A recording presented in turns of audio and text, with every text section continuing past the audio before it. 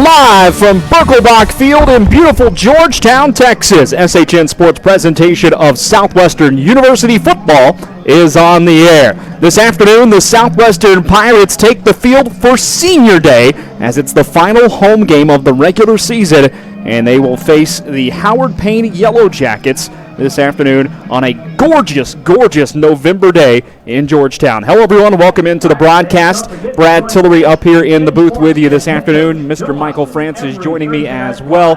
Chuck Tracy down on the sidelines. We'll hear from him in just a bit. The Southwestern Pirates coming off a loss last week, a defeat to the hands of East Texas Baptist here in Georgetown, 49-23. But, Michael, a game last week that Southwestern led at the half, 16-14. East Texas Baptist just kind of went on a run in the second half and pulled away from Southwestern.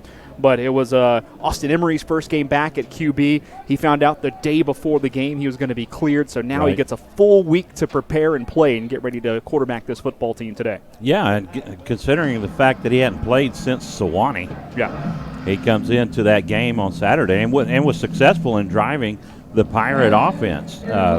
East Texas went up 14-0 early in the game, and the Pirates battled back and took the lead going into the half. But unfortunately, East Texas was just too strong in the second half for the Pirates to overcome. Yeah, East Texas really played well in that second half. Like we said, they scored 35 in that one. So Southwestern looks to bounce back today in the final home game of the year. The Pirates come in 4-4 on the regular season so far, 3-4 in the American Southwest Conference. Their opponents, the Howard Payne Yellow Jackets from Brownwood, come in 3-5 so far, 2-5 in conference play, but they snapped the 5-game losing streak last week, Michael, in a home victory against Sul Ross State.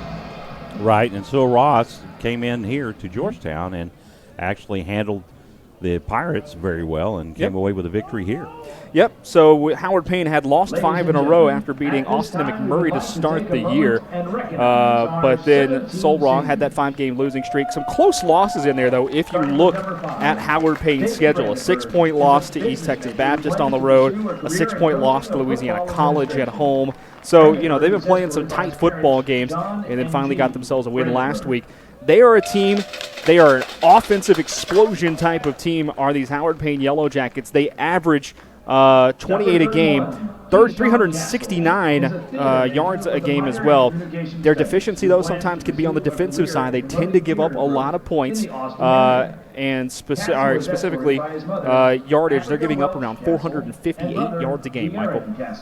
And the strong point for the Pirates, of course, is Coach Austin's defense that has carried them throughout the season, being hindered by injuries all season long. And had those injuries not have happened, I think that you could look at the Pirates as being a contender to lead this conference. Yeah, the Pirates definitely have been bitten by the injury bug this year, but starting to get healthy as we get to the end of the season. 2 games to go, of course, today against Howard Payne, and then next week on the road in Abilene to finish it out against Hardin-Simmons for the Southwestern Pirates. We're about 10 minutes and 20 seconds or so away from kickoff today. As you look down on the field, you see Coach Austin shaking hands with players and families. It is Senior Day here in Georgetown. Of course, a day where you talk to Coach Austin and any coach that is in college football. It's a special day because they recruited these kids. They had a chance to see them go from an 18-year-old high school student to 21, 22-year-old men leaving college with degrees, and you really love the fact that you get to see that growth and be a part of that growth, Michael. Oh, absolutely. And both of us, we do broadcasts at the high school level, and so we see kids come into varsity programs sometimes at the freshman level and watch them mature and grow, and then we get the opportunity to come here at the college level and see the completion of the maturation process at the college level and watch these guys grow. I think last I saw, there were 18 seniors that are being honored today, if I'm not mistaken. We'll try to get you a list later on with every senior that is being honored here on this Senior Day Saturday in Georgetown. The weather could not be more beautiful for football today, folks. It is 63 degrees outside, going to get into the high 60s, low 70s throughout the day today. Not a single cloud in the sky. And, folks, I was at this same stadium Thursday night doing a high school game for Georgetown High School. It was cold. It was rainy. It was about 30-something degrees out there. There was rain coming down. Just the nastiest weather, and not even 36 hours, or not even a full 48 hours later. Just perfect football weather, Michael. Oh, it's absolutely perfect. I'm like, where was this yesterday? Well, we want to thank you all for joining in here early. Going to bring in our man down on the sidelines, Chuck Tracy, for a second. Chuck will have the pregame interview with Coach Austin after the Senior Day festivities here. Chuck, you've seen this team mature all season long. You come into this Senior Day Saturday, final home game of the year. What do you think we should expect out of Southwestern today, and how do you think really the adjustments they've had to make all year have impacted this season? Well, and you guys have mentioned it a couple of times already about the injury bug that has really faced this team throughout the season. And this senior class is what they're going to rely on today. And they're going to get production from these senior players. And, you know, not too much on the game. To talk on the seniors a little bit, you know, this is my second season of covering Southwestern University football. And I just want to mention, I've down here on the sidelines today, I've had relatives of Devin Shaw, of Anthony Stevens, TJ Vela, all come and thank us for providing the broadcast so that their relatives can see their this maturation process that you guys were just talking about, both on the field and, you know, personally. But as the coaches show, does get to cover a lot of the non-sport related aspects of these teams, the relational part of it. And so I expect a big day. I expect a lot of points today, but with the seniors that are going to be stepping up defensively for the Pirates, I really see them pulling this one out. What about your thoughts on Austin Emery back at quarterback now with a full week to prepare, knowing he's going to start today? Well, it makes a difference, both, you know, fundamentally, somebody who consistently will run the offense that they've been coached to run, as opposed to plugging guys in that may not necessarily have been recruited like J.J. Stack to play quarterback in a Wildcat because of injury. And so I think you'll see a little bit more a smooth, consistent development of plays, consistent play calling, and I think you'll see some explosiveness from the Pirates today. Thanks, Chuck. We'll hear from you just a bit as we kick it back down whenever it's time for Coach Austin's pregame interview. They're finishing up the final portion of Senior Day announcements downstairs and introductions as well here on this Saturday afternoon in Georgetown. So glad to have you all along. Folks still streaming into the stadium as well. I'll tell you, Michael, one of my favorite things is when I drive into a game, I usually get here a couple hours before kickoff, get set up, you know, have time to breathe, get food, whatever. And most people who aren't necessarily, we're going to step aside for the national anthem, and then we'll finish that thought here in a second. And country abroad with the playing of our national anthem.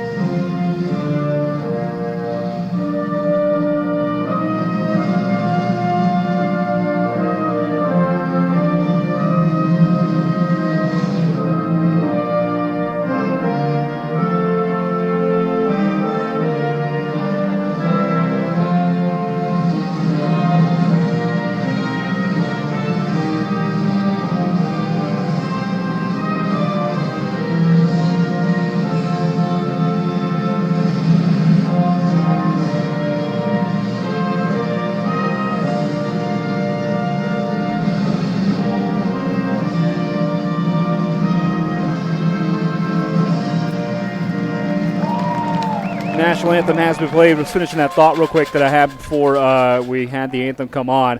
I just love the fact that you do, most people aren't familiar with this level of football. You still get tailgating out there. You got people playing music. It's awesome when you drive up here in Georgetown. You see that on game day on TV, and you go to a game downtown at Texas or whatever, and you expect that. But then you come to Division III, and there's still that same passion and that same love for football. Oh, absolutely. Get a chance to see all the tents down there and the black and gold and everything else, and we're going to kick it back down to the sidelines. Mr. Chuck Tracy with a pregame interview with Coach Joe Austin. Coach just said, okay, hang on. Okay, gotcha. So, Coach walking by, we'll wait for another second or two as Howard Payne begins their walk out of the locker room towards the north end zone. They will take the field here in just a second with their contingent of fans across the way. Howard Payne making the roughly hour and 45-minute drive over here from Brownwood. We actually drove right by their campus a couple of weeks ago. We went to Abilene, and we'll be doing it again next week when we go back to Abilene for kickoff there. Back down south, our town, rather, for Coach Austin. Thank you, Brad. Coach, beautiful day here. Always an emotional day, senior day. Give us your thoughts on this afternoon in the senior class. Well, senior class, so you got to tip your hats to. They got a chance to clinch their 4th straight year of 500 or better. And that's a big deal, so we're hoping to get this for them and their legacy.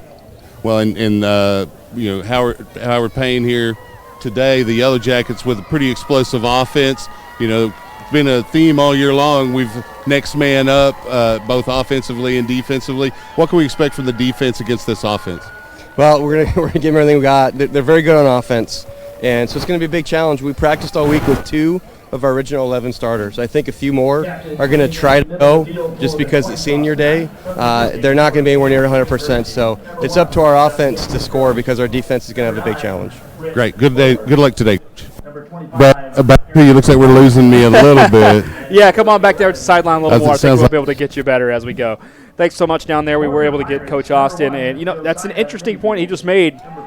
2 of the 11 original starters on defense are actually starting today, Michael, for Southwestern. A few others he said may try to go, but that tells you the attrition that has happened to Southwestern this year. Absolutely it does, and so glad to see Austin Emery back out there. He brings an explosiveness to the Pirate offense, and he can do it with both his legs and his arm.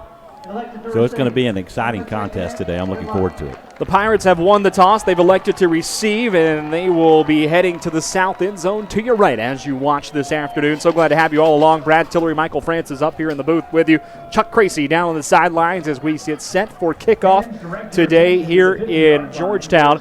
The Pirates are going to wear the traditional home black uniforms, trimmed out in gold with the white numerals trimmed in gold as well, with the black helmets and the gold stripe down the middle. As for the Howard Payne University Yellow Jackets, well, they've got the road whites with the blue numerals trimmed in a gold color as well, a little bit of a different kind of a pewter gold almost, with the same color pants, the blue helmets, and that gold stripe down the middle of the helmet.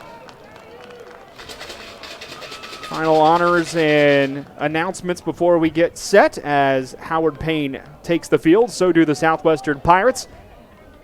Howard Payne will kick it away. It'll be Blake Phipps, the place kicker, doing the honors for the Yellow Jackets today.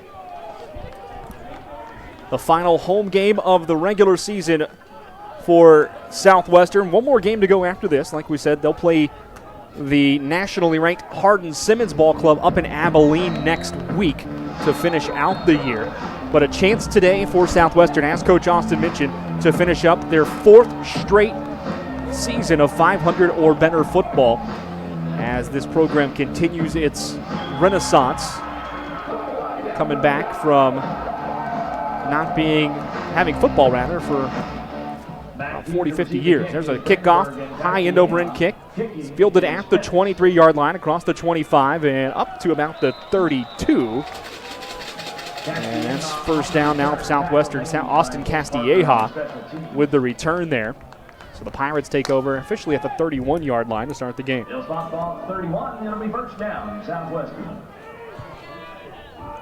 Just underway here in Georgetown as Austin Emery leads his offense out onto the field. Devin Shaw in the backfield with him. Emery last week, 5 of 19 through the air for just 54 yards. He did have 1 TD. He threw 3 picks. but he also had 28 carries for 111 yards in that ball game last week.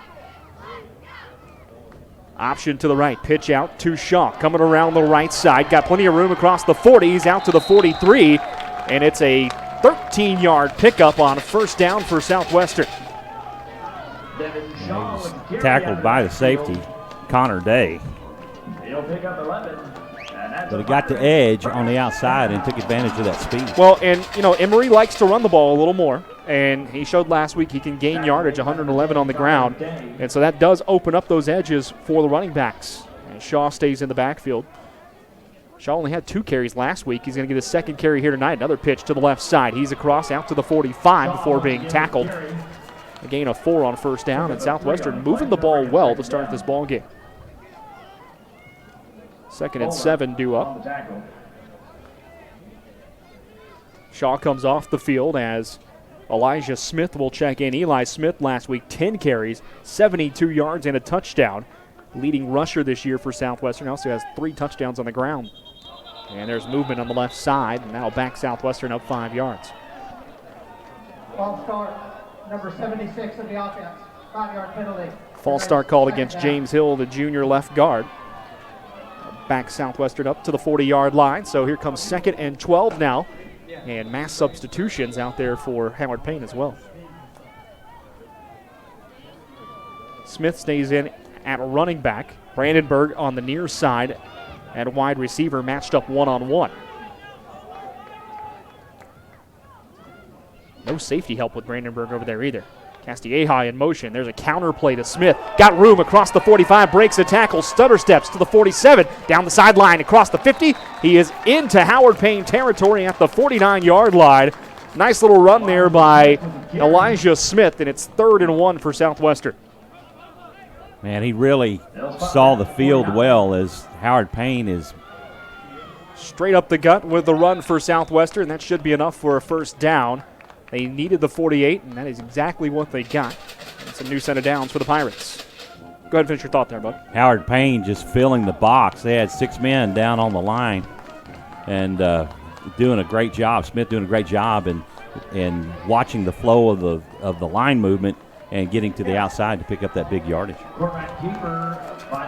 Elijah Smith back there with Austin Emery.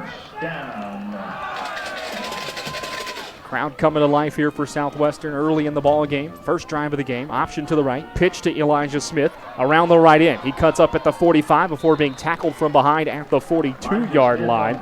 Taken down by James Jakubowski. I hope I pronounced that right. Well, that's how I would have pronounced it myself, to tell you the truth. I tell you what, he was coming from that left end and made the tackle. Hey, chased him down from behind there. Outstanding athleticism by Jakubowski. Ball on the right hash mark, 2nd down and 5. Option to the left. Pitch out to the left. It is across the 40. Stutter step, spin forward. That's enough for a Southwestern first down. Jeremiah Richardson, the freshman running back, with the carry there as he gets out to the 42. Or, excuse me, the 38. Offensive line doing an outstanding job of pushing the defensive line back and open up these running lanes for the offensive. Now, this is the Southwestern offense I think we expected to see most of the year.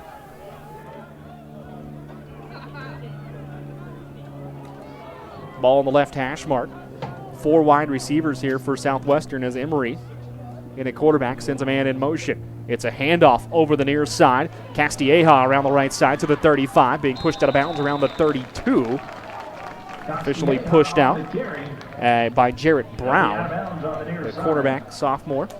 Ball spotted at the 32-yard line, but that's a 5-yard gain on first down. And that's really what I'm seeing so far here, Michael, is Southwestern staying ahead of the chains on first down. They really are. They're moving the ball well. On a play that looked like it wasn't going to go anywhere, he turns it into a 5-yard gain. Elijah Smith back in there at running back. Going out to the left with the option. It's a pitch out to him. He picks a couple of blocks across the 30 to the 25 before he steps out of bounds, and another first down run for the Southwestern Pirates, a gain of 7. And wow, the outside, the exterior blocking for Southwestern's really good there. An outstanding block and a key block by Devin Shaw that opened up to pick up that first down. An outstanding block by Shaw. First and 10 from the 25. Southwestern on the left hash mark. Opening drive of the game. They're moving the ball well. Drive that started at their own 31. It's already the 9th play for Southwestern. Option to the right. Emery pitches out. Open space for Elijah Smith across the 20. He's pushed out of bounds around the 18.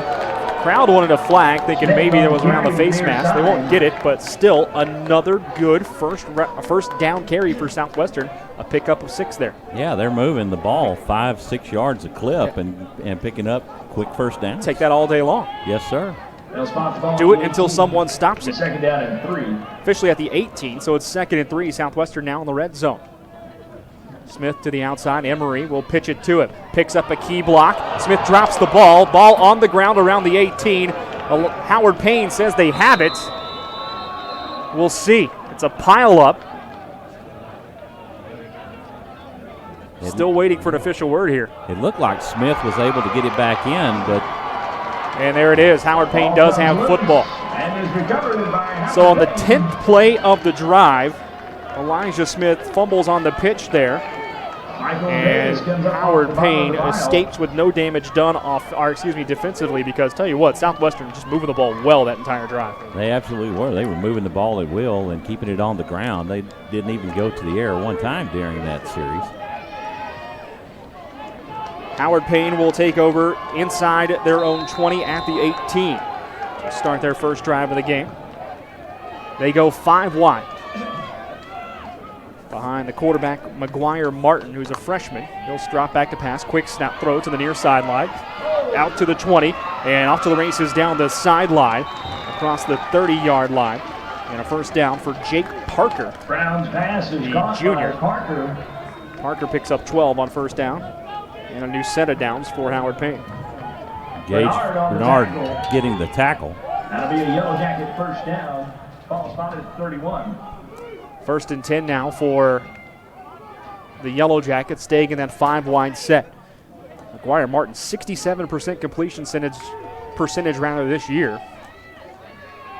Trots back, rolling out to his right, being chased, escapes one man, continuing to roll towards the sideline. Now throws at the 40, and it is caught by Parker, sliding across the field, and it might be just enough for a first down. It will be.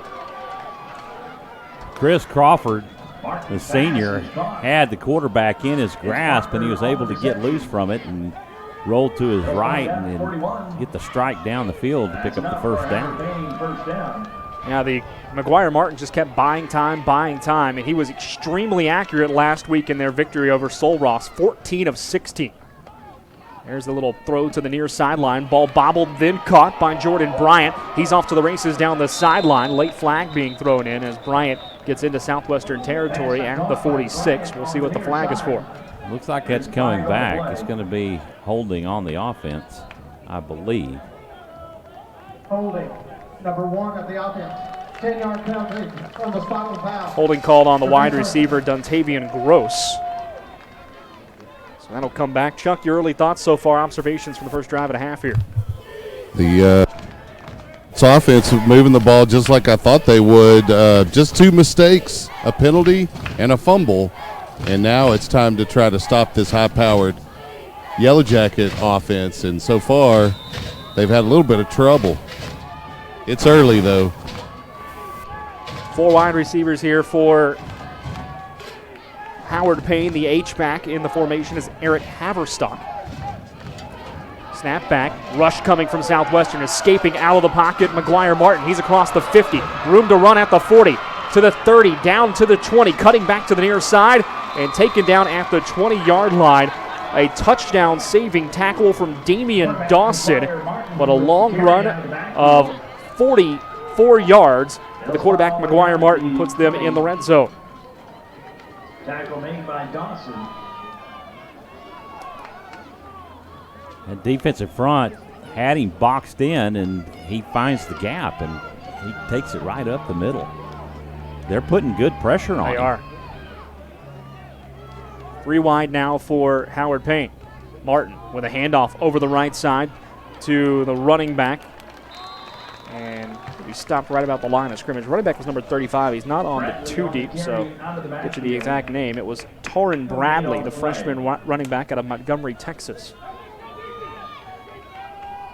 Major George on the tackle for the Pirates. And the Pirates' defense has been so good about bending and not breaking, Brad. Well, there's something else we can consider, too, as we have second down. Roll to the right for McGuire Martin.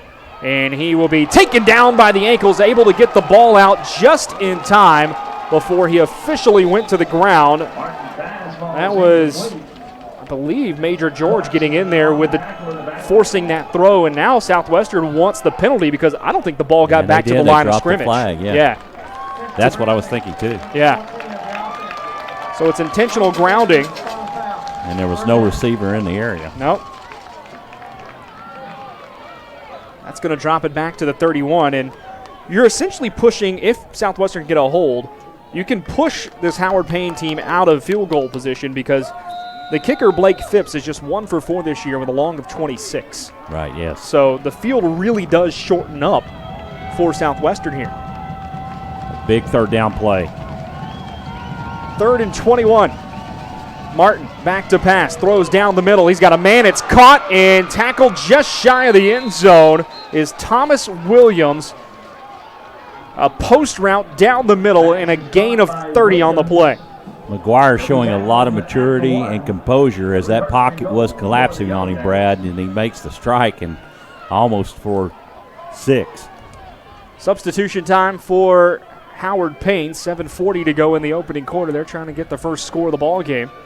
Trying to take advantage of a Southwestern turnover on their opening drive. Looks like Bradley back in the game at running back. He'll take the handoff. He goes up the middle. He's in. And Howard Payne strikes first with a touchdown. Number 35, Torin Bradley. Torin Bradley with a 1-yard run. And the extra point pending. It'll be a 7-0 lead for the Jackets.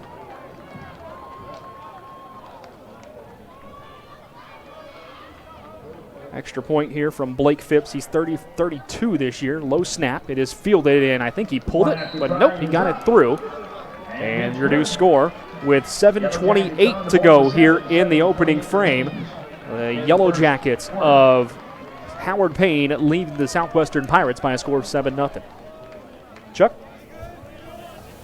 Yes, Brad. Oh, just after your drive, your impressions. I know Michael mentioned it as well, but the quarterback McGuire Martin down there stepping up, making a big throw on 3rd down and long right there. Well, after a big run as well to set themselves up in scoring position. And, you know, we mentioned it pregame. We talked to Coach about it. We know they have an explosive offense. It's finding the answers defensively. Part of that equation is keeping the ball and coming up with points, keeping it offensively, coming up with points. That's part of the equation. So that's what we need to see here from the offense. Thank you, Chuck. As we come back up here to the booth, and Howard Payne will kick it away for the second time. Southwestern moved the ball well their first time, Michael. Got all the way inside to the down to the 18 before fumbling on that last drive, but they were picking up 5-6 yards a clip. We'll see if they can do it again here. Kickoff, another end-over-end kick, fielded, and actually going to go out of bounds, and that'll be a penalty, and Southwestern should get the ball at the 35 to start this drive. By the way, that drive for Howard Payne, 7 plays, 82 yards, lasted exactly 3 minutes, capped off by the Torin Bradley 1-yard touchdown run. Well, now the Pirates get their offense back out on the field, and as you mentioned previously, is they controlled the line of scrimmage and were moving the ball at will. They're picking up first down every 2 to 3 plays and having a lot of success on the ground, and look for them to continue to do that in this series.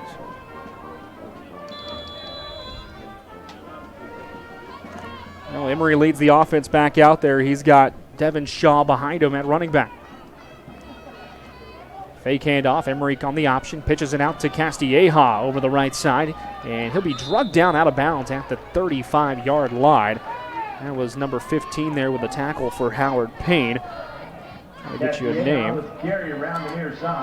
Excuse me, folks, not on the 2 deep. So we'll go to the other roster. It was Kyle Bale, the defensive back, with the tackle. 1-yard gain brings up 2nd and 9.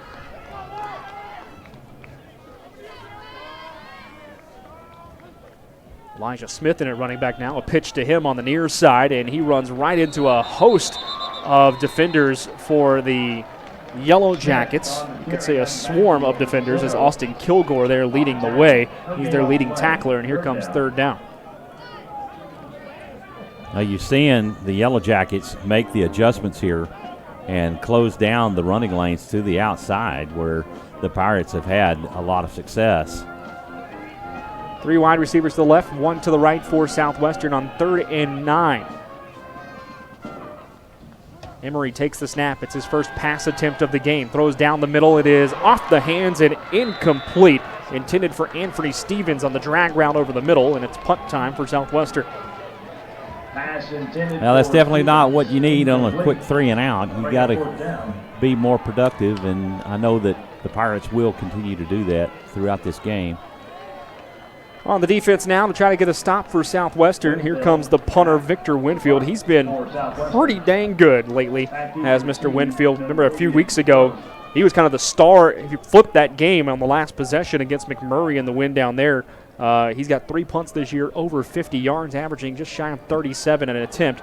Rush was coming. He's able to get it away, and the ball bounces inside the 35, takes a Southwestern roll, and will be downed around the 31-yard line. So a nice job by Winfield just to get that out of there with the rush coming from the Yellow Jackets. Winfield's punt is down at 31 by Missouri. Howard Payne takes back over with 6:17 to go here in the first quarter. Ball spotted at the 31 for them.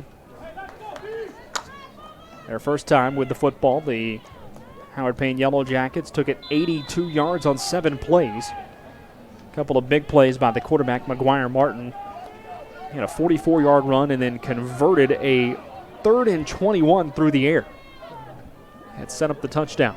4 wide receivers here in the formation. 2 to each side. Snap, and Martin's going to keep it on the design draw, and he runs right into the pile. It's getting pushed forward.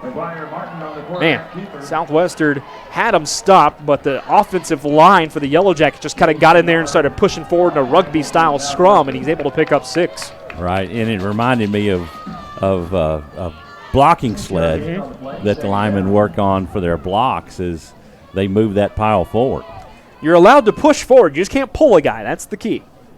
Actually saw a game last week on TV where somebody pulled another guy pulled his running back into the end zone. The officials didn't call it, but the announcers saw it.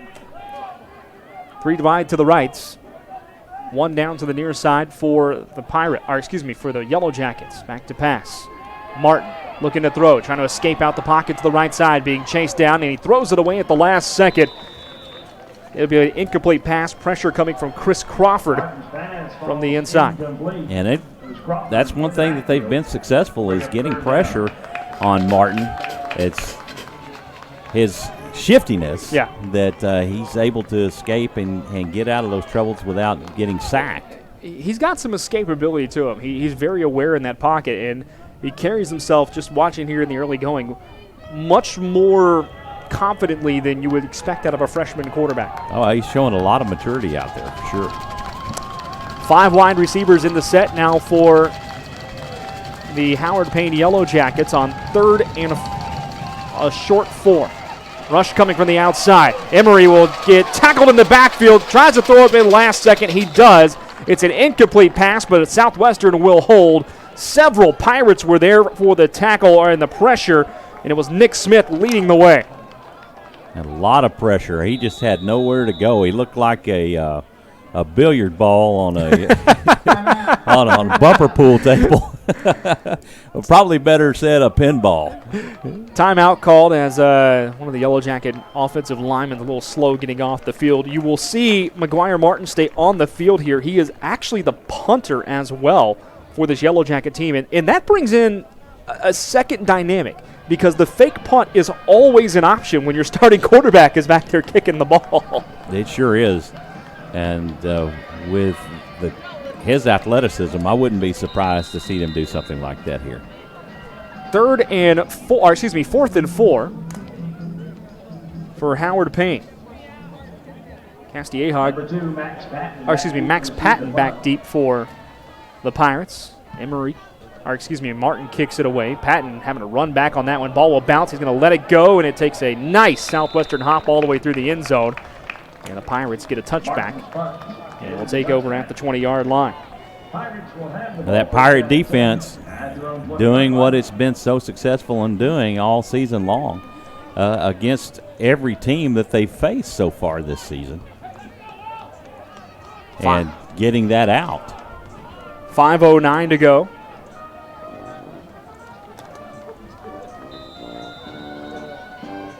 Here in the first quarter.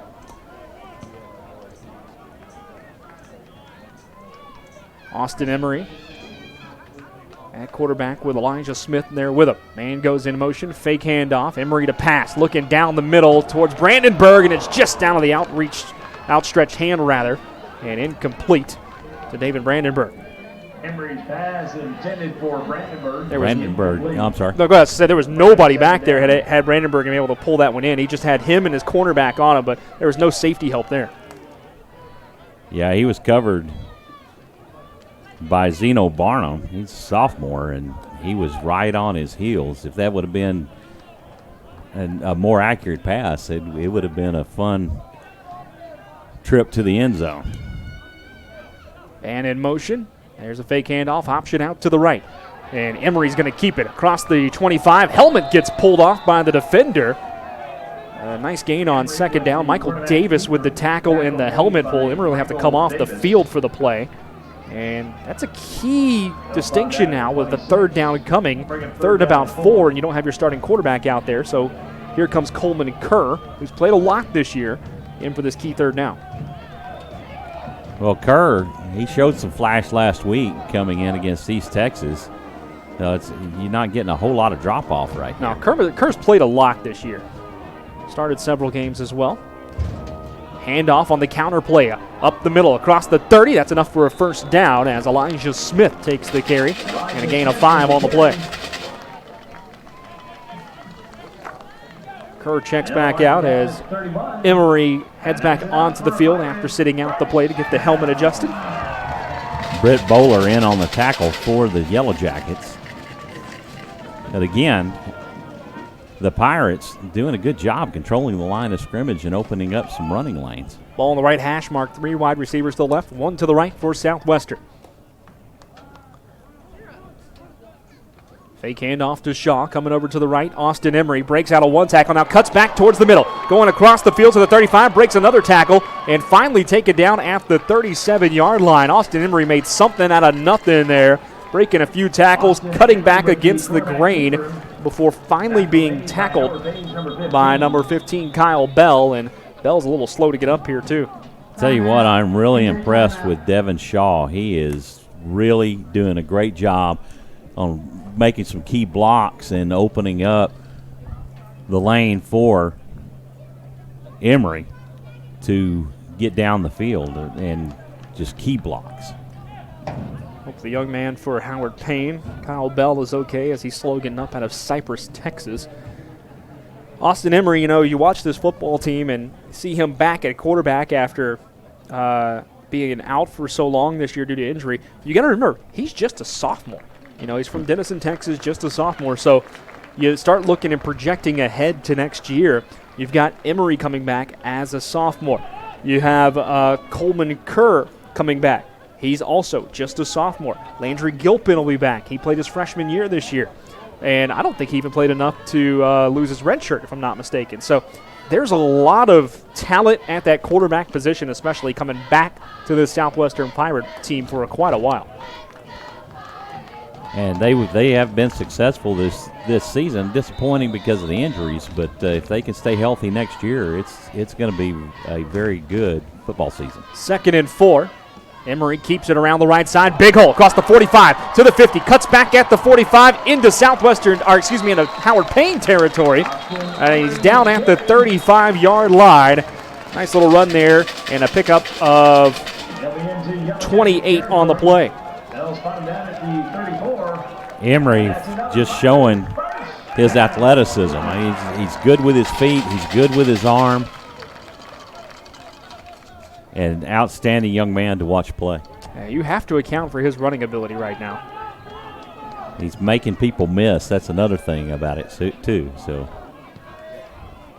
First and 10 Southwestern, 3 minutes to go in the first quarter, down 7-0. Man goes into motion. That's Elijah Smith, and there's a flag coming down as the play is blown dead. It'll be a motion penalty against Southwestern, I believe. False start, number 76 of the offense. Called against James Hill. First down. I think that's the second time they've flagged him today, and it'll be 1st and 15 now for the Pirates. Only their second penalty of the afternoon, and both of them have been false start penalties. Yep. Southwestern was able to overcome the first one earlier today in the opening drive. See if they can do it again.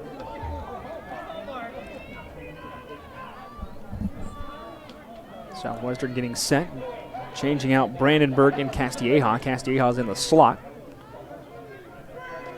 Emery takes the snap, fakes the handoff. Going out to his left, he will cut up the field across the 35 and tackled from behind at the 27-yard line.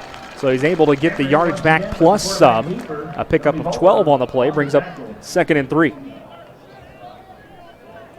Pirates doing what they did back in the first drive, and that's controlling the line of scrimmage and having success in the ground game. Well, and this is an offense that defenses don't see this much. You know, the way the Southwestern offense plays, and it's hard to get ready for it in just 1 week.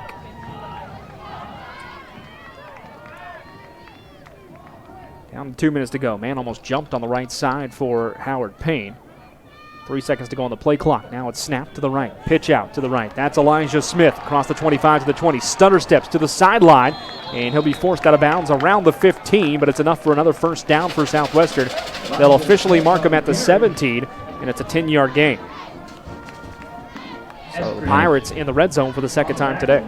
And again, you don't want to sound like a broken record, is the Pirates just controlling the line of scrimmage.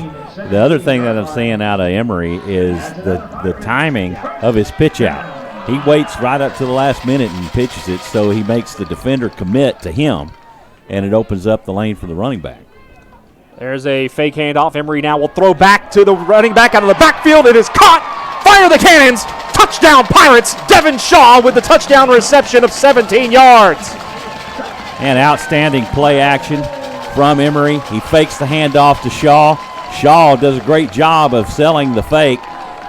Emery drops back and lofts it back over to Shaw, and touchdown. Outstanding play design. An extremely similar play to the one they ran against McMurray that ended up being the game-winning touchdown 2 weeks ago. They snuck him out of the backfield on a play-action fake and then found Shaw down the field kind of all alone.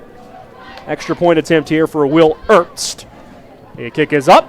It is good. And with 1:22 to go here in the opening frame, we are tied at Birkelbach Field in Georgetown between the Southwestern Pirates and the Howard Payne Yellow Jackets. 7-7 down to the field for Chuck Gracie. Chuck, you have to come closer to me, bud. I can't hear you all the way over there. We'll come back to you in a second. Sweet spot. Here we go. There you go. The offense did exactly what I mentioned. It took them a drive to get there, but they kept the ball away from the. And as you mentioned, that was a great play call, and the way that it was set up. They slowly set them up with the option to the outside, to the outside, to the outside when they had the defense flowing. On the backside, wide open for the touchdown. Thank you, Chuck. Well, sorry, folks, if he's cutting in and out. Sometimes our wireless mic, where it is, it goes in and out, being up here in the booth.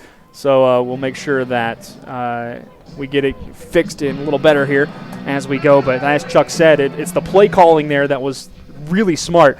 Just keep running outside, run the ball, and then hit him with that play action down the right and sneak the running back out of the backfield. And Howard Payne had no one there to cover it. That scoring drive, 8 plays, 80 yards, lasted 3 minutes, 47 seconds for the Pirates, capped off by an Austin Emery touchdown pass to Devin Shaw. That is Emery's 4th touchdown pass of the season. And it'll be Erbst kicking it away as he runs up on it. Puts the boot to the leather. A high, long end-over-end kick that will be fielded around the 5-yard line by John Anderson. He comes out towards the near sideline and is taken down at the 15.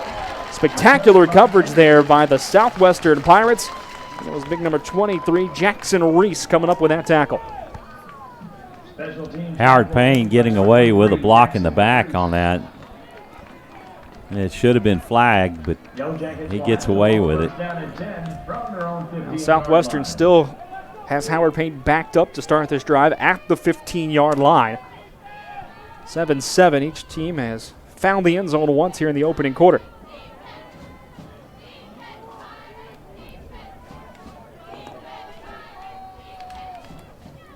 McGuire Martin, the quarterback, takes his offense back out there, 4 wide.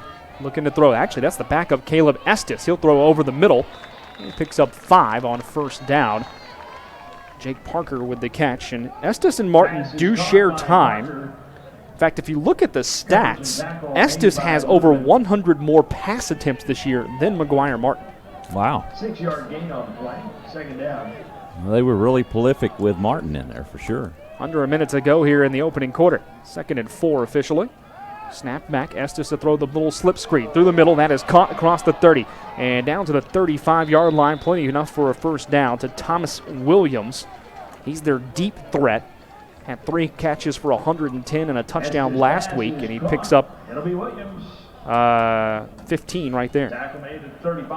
Williams doing something you don't see a whole lot, using the umpire as a blocker. He's out there, use him, right? Well, Get him in the way. He did. 1st and 10. Estes to throw again. Little short pass in the backfield. Caught across the 35 out to the 40 and tripped up to the 45-yard line was Duntavian Gross. He had a big game last week as well. Picks up 11 there and another first down. Gross last week, 5 catches, 101 yards and a touchdown. So a couple of receivers between Williams and Gross who both had over 100 yards receiving in last week's victory over Sul Ross State for Howard Payne. And the buzzer will sound, and that is the end of the opening quarter of play here in Georgetown. The Southwestern Pirates and the Howard Payne Yellow Jackets trade scores in the opening quarter. And after 15 minutes of play, it is 7-7 between these two teams on Senior Day here for the Southwestern Pirates. And Michael, a quarter that, offensively Southwestern played pretty well. They moved the ball very well on the opening drive, fumbled inside the red zone, unfortunately. Held to a 3-and-out the next time, but then had the answer back, finding the end zone on their last drive, and then defensively making some adjustments after that opening 82-yard drive by Howard Payne. Forced a 3-and-out last time, and now Howard Payne's having to change it up a bit on this one. Pirates definitely showing some offensive flash out here today, and you look at this game could be one of 2 ways right now, and it could be 14-0 Pirates based on that first drive, or it could be 14-7. Yeah, and this game right now, it's, you watch how it's been played out so far, the two teams matching up. This has the looks of one of those 4-quarter type games today. Ball at the 46, 1st and 10 for Howard Payne here. 4 wide receivers in the set as Caleb Estes, the sophomore, back out there at quarterback. Rush coming, throw over the middle. It's incomplete. Coming in on the rush and forcing the early throw for Southwestern was Nick Smith. It was intended for Duntavian Gross, but, man, Smith just had way too much pressure on the QB there. He had nowhere to go with it, really. Now, Pirates brought the blitz. They stacked the box with 5 linemen and bring it up the middle and put that pressure in. Estes, obviously the more passing quarterback of the two, as that's what he's set up to do on every down so far in this drive is pass. 2nd and 10. They have thrown 4 straight passes on the drive, 6 straight overall, actually, in their offensive play selection. Going back to the last drive. They will throw again. Deep throw down the left sideline, looking for his man. It is caught at the 27 by Duntavian Gross. That's going to be a 27-yard gain and a first down. That reception made over number 4, Peyton Vaughn, the freshman. Had he turned sooner, he could have made an interception on that play, as he had him covered well. He just didn't see the ball coming until it was too late. 1st and 10. Howard Payne's thrown it every part of the drive so far. This is play number 6, and that's their first run. A run over the right side, cutting up the middle across the 20-yard line. Goes Cameron Keener, a freshman running back. He's all the way down to the 19. It's a pickup of 8. Number 26, Cameron Keener with Gary out of the backfield. Keener had 7 carries last week. There are 3 primary running backs, Billy Reagans, Kadrion Latson, and Cameron Keener, all split carries last week, and nobody had more than 12. They use a by-committee approach. There's another handoff to Keener. He stutter steps to the backfield, jumps forward, and is enough to get a first down as he's down to the 16-yard line. Tackle made by Gage Bernard of the Pirates. Keener on the carry. First and 10 now for the Yellow Jackets. Ball at the Pirates' 16-yard line. Yellow Jackets trying to regain the lead in a 7-7 game. Keener takes another carry around the left end. Gets away from one tackler down the sideline. Tries to walk the tightrope down there, and he stepped out of bounds. We'll see where they mark him. Josiah Minifield chased him out of bounds, but Keener gets down to the 8, so it's a pickup of 8 yards. And it's 2nd and 2. Jackets can pick up a new set of downs if they can find the 6-yard line. Kadron Latson checks in at running back. He gets the carry up the middle, and it's going to be really close to a first down. I think he's about half a yard shy, though. Should be 3rd and about 1.5 feet. Pirates doing a good job to close down the middle. A tackle made by Grant Mitchell for the Pirates. Latson stays in at running back here, with Estes in the backfield. Estes checking over with the coaches on the left side. Play clock down to 13.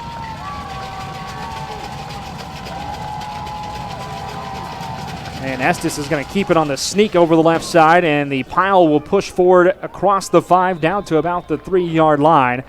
And that's a first down for Howard Payne. That push looked awfully reminiscent to that one we saw earlier. Second time they've had the push pile move the ball forward a few extra yards.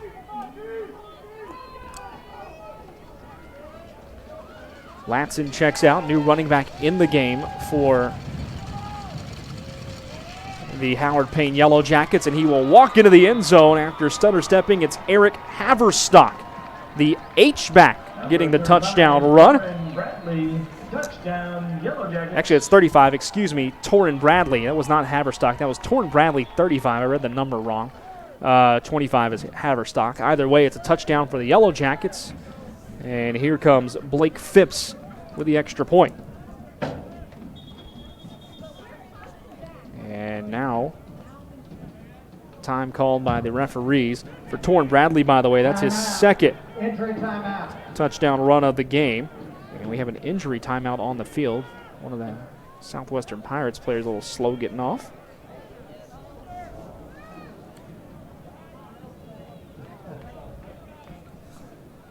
Try to see who. Oh, yeah, that's not good. Hopefully, young man will be okay down there. 12:07 to go in the third quarter, or second quarter rather. The Yellow Jackets with the extra point attempt. Kick is up, and kick is good. And your score now, with 12:07 to go in the second quarter, the Howard Payne Yellow Jackets lead the Southwestern Pirates by a score of 14-7. Chuck? Thanks, Brad. Pirates are defensively going to try to have to force the Yellow Jackets into some kind of error, because obviously they're not going to commit those errors themselves, at least not to this point. And going back to what Michael said previously on the deep pass, Peyton Vaughn was in position to make a play, just unable, just seconds away from getting his head around to potentially stopping that drive. Shows you how close this game's going to be as we close down this half and move into the second half. It's going to be a battle. It will be. We expect it. Like I said, I think this has got the makings of one of those four-quarter games today, gentlemen, as the two teams have traded blows so far. By the way, that drive, 11 plays, 85 yards, took up 4 minutes and 10 seconds off the clock for the Howard Payne Yellow Jackets, as Torrin Bradley gets his second touchdown run of the ball game, making it 14-7 now in favor of Howard Payne. Interesting selection of plays that Howard Payne chose to use that time, as they get the Pirates to commit to the pass as they went with pass, and then opened up the run game, and that's what they went into the end zone with. 5 straight passes to start the drive, 6 straight runs to end the drive, to accentuate your point there, as the end-over-end kick will be fielded by Castilleja around the 26. Finds a hole across the 35 and will be forced out of bounds. A good field position for the Southwestern Pirates to start this drive around the 38-yard line. Do have some laundry on the field. See what the flag is about. Flag was thrown back around the 30. It's going to go against Southwestern here. Good return, holding, number 4 of the return team. 10-yard penalty from the spot of the foul. First down. So the penalty goes against Southwestern, and that's hidden yardage right there. Would have been a 30. The ball spotted at the 38. Instead, 18 yards of hidden yardage there and lost as the ball goes back to the 20, and that's where Southwestern will take over because it's a spot foul. So 1st and 10. Austin Emery at quarterback. Snap, fake handoff to the right. Emery's going to keep it, and he is out to about the 24-yard line on first down. Emery on the quarterback keeper. 3-yard gain on the play. It'll be second down. Second down and 6 to go here. Emery bending over, I think adjusting his knee pad. 11:35 to go in the first quarter. Yellow Jackets lead the Pirates 14-7.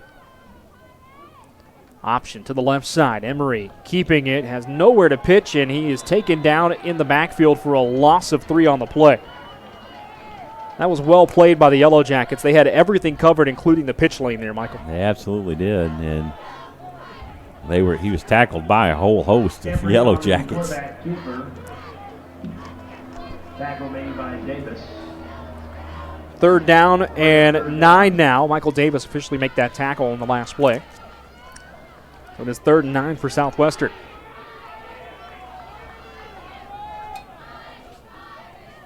Howard Payne scrambling to get set. There's a snap to Emery, fakes the handoff, looking to throw, tucks it. Now he's going to run out across the 25, down the sideline to the 30, off to the races at the 40, to the 50. It's a foot race at the 40, 30, down to the 20, and he's tackled from behind. The ball is out. It is recovered by the Pirates at the 15. Oh, man. Austin Emery with a long run. It was stripped out from behind by the Howard Payne defense, Connor Day, but credit Peyton Vaughn for getting down there. I think that was Elijah Norris, actually, my fault. Elijah Norris getting down there and making that recovery, and the ball spotted at the 14, so Southwestern gets the first down. We got two number 4s on the roster, so that's where it can get confusing. Devin Shaw takes the fake. Emery will keep it around the left side, and he's hit and taken down at the 12. So here comes second down.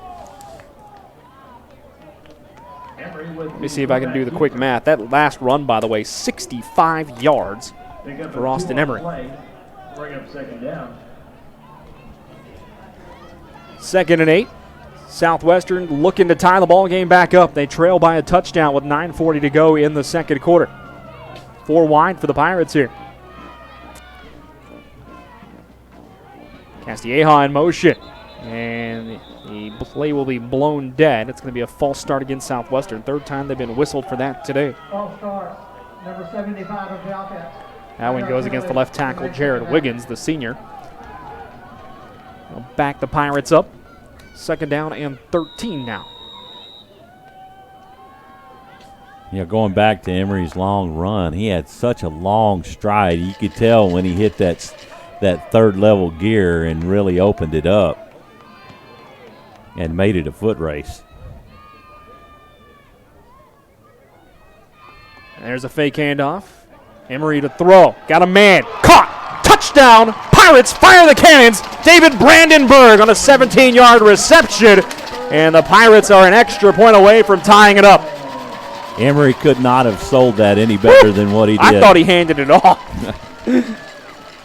Second touchdown pass of the game for Austin Emery.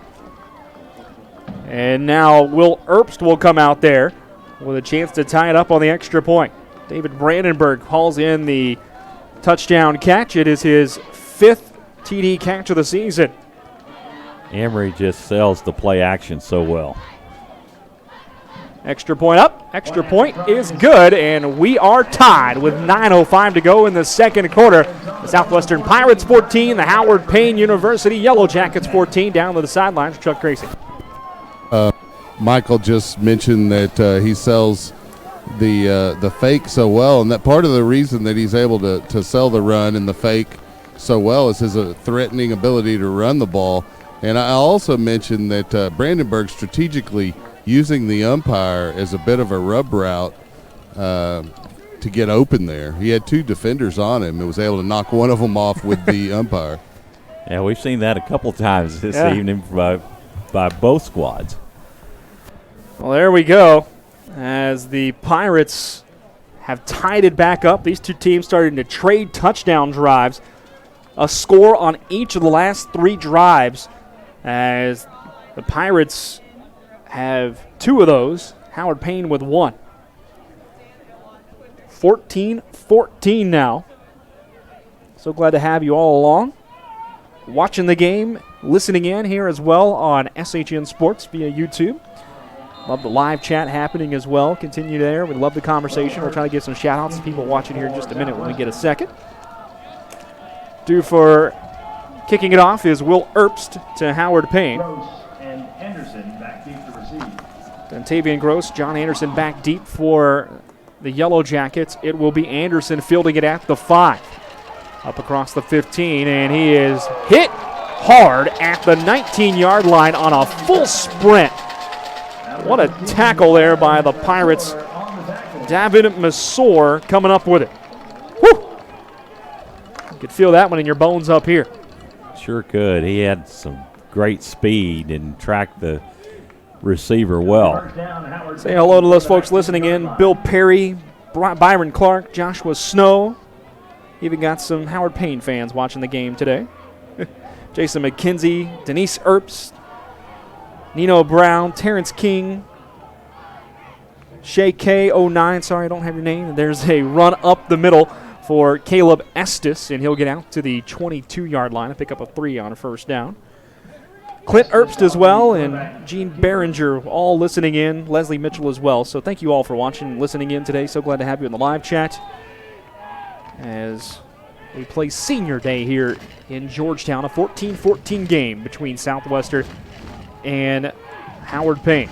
Ball at the 22 for the Yellow Jackets. Second down, 7 to go as Estes stays in. He will throw. That's actually McGuire Martin, and it's caught on the far side, but well defended there by Southwestern. Jordan Bryant with the catch. The Pirates all over that one. It was, I believe, number 23 out there, Jackson Reese with the tackle. Short pickup of 1. Here comes 3rd and 6. And you can hear the Pirate faithful getting loud, trying to will this team back to another 3 and out and get the offense the ball.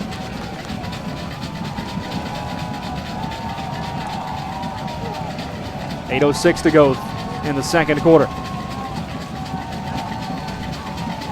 Martin motioning to his receivers on the right, takes the snap, looks to throw over the middle, steps back, scrambling out to his right, being flushed and chased. Throws back over the middle, across his body. It's caught right at the sticks, and I think it's enough for a first down as he finds Dontavian Gross. Oh, man.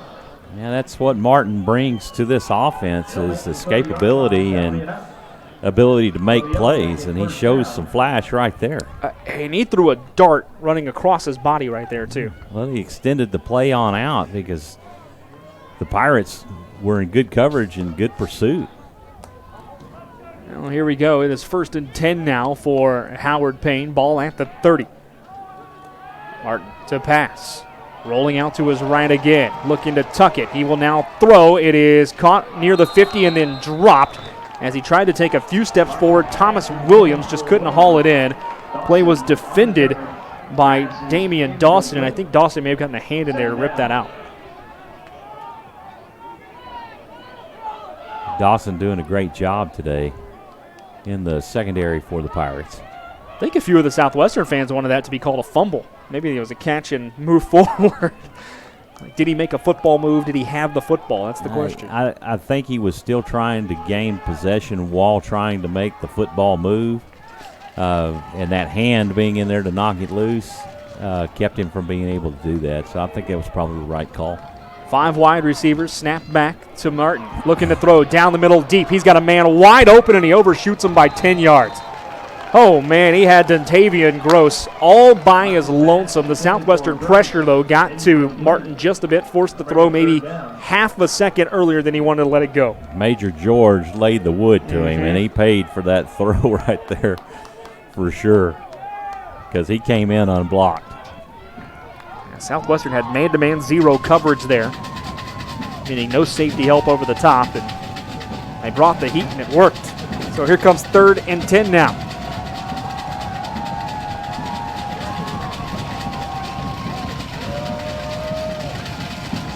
Martin calls for the snap, takes it, rolling out to his left, being flushed, looking to throw. This time he's able to throw it away at the last second. It'll be incomplete. The pressure there for the Southwestern defense as number 15 steps up on the play.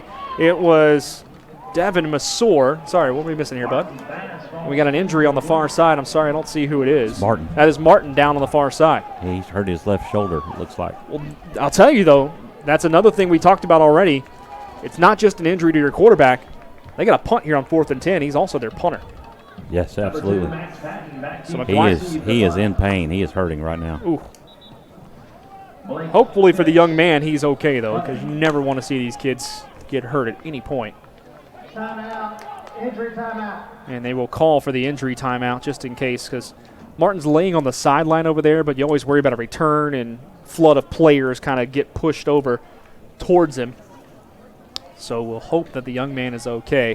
7:05 to go here in the second quarter. Southwestern and Howard Payne all knotted up at 14 apiece down on the sideline for Chuck Tracy. Devin Masur was the one that delivered the hit on Martin there, and he landed on that left shoulder, and you could tell from the moment he hit the ground that he was in severe pain. And looks like he may not come back. Yeah, he's up and walking now over to his bench on the sideline, but if it's on his shoulder especially, you got to think that's going to be a little tough to potentially come back from. Well, the Pirates brought the house on that play. So it's a punt now for Howard Payne. Backup punter to kick it away. That is actually the place kicker, Blake Phipps. It's a high kick fielded at the 40 and fair caught by Max Patton. So Southwestern takes over there.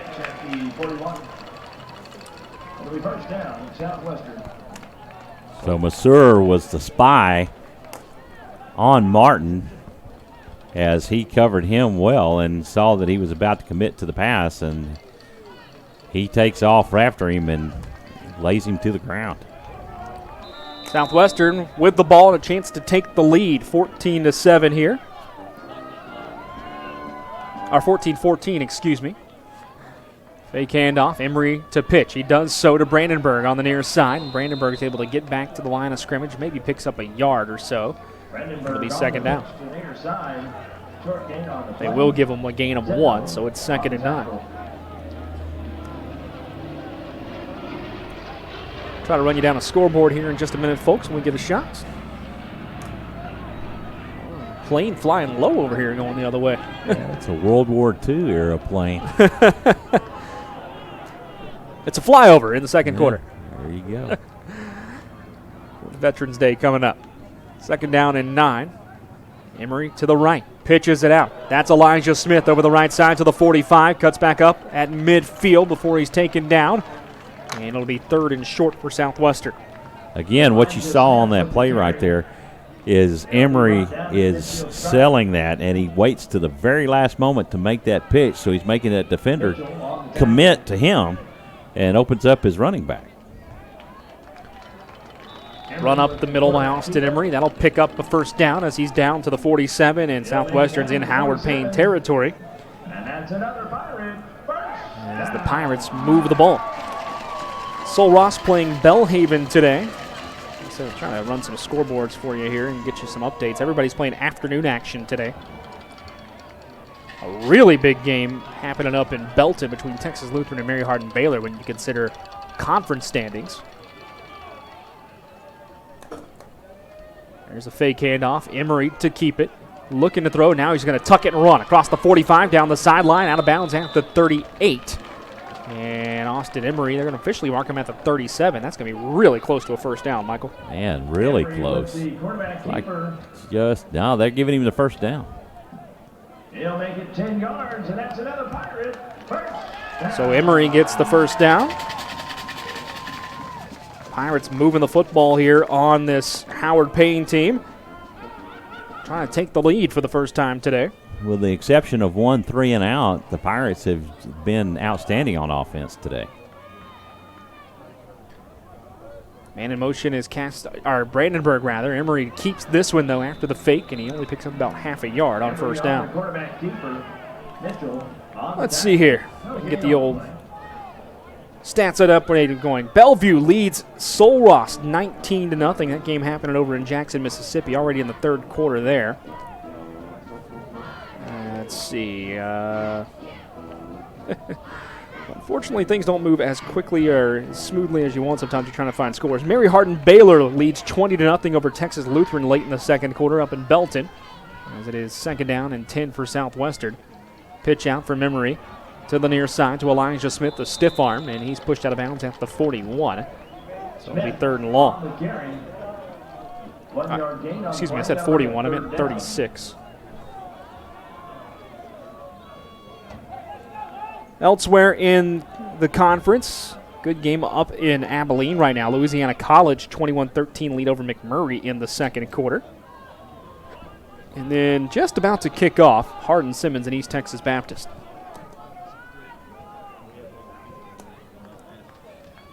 There's a counter play to Elijah Smith. Big hole up the middle. He is arm tackled. Kind of tell you what, it wasn't so much an arm tackle as it was big number 94 there for Howard Payne.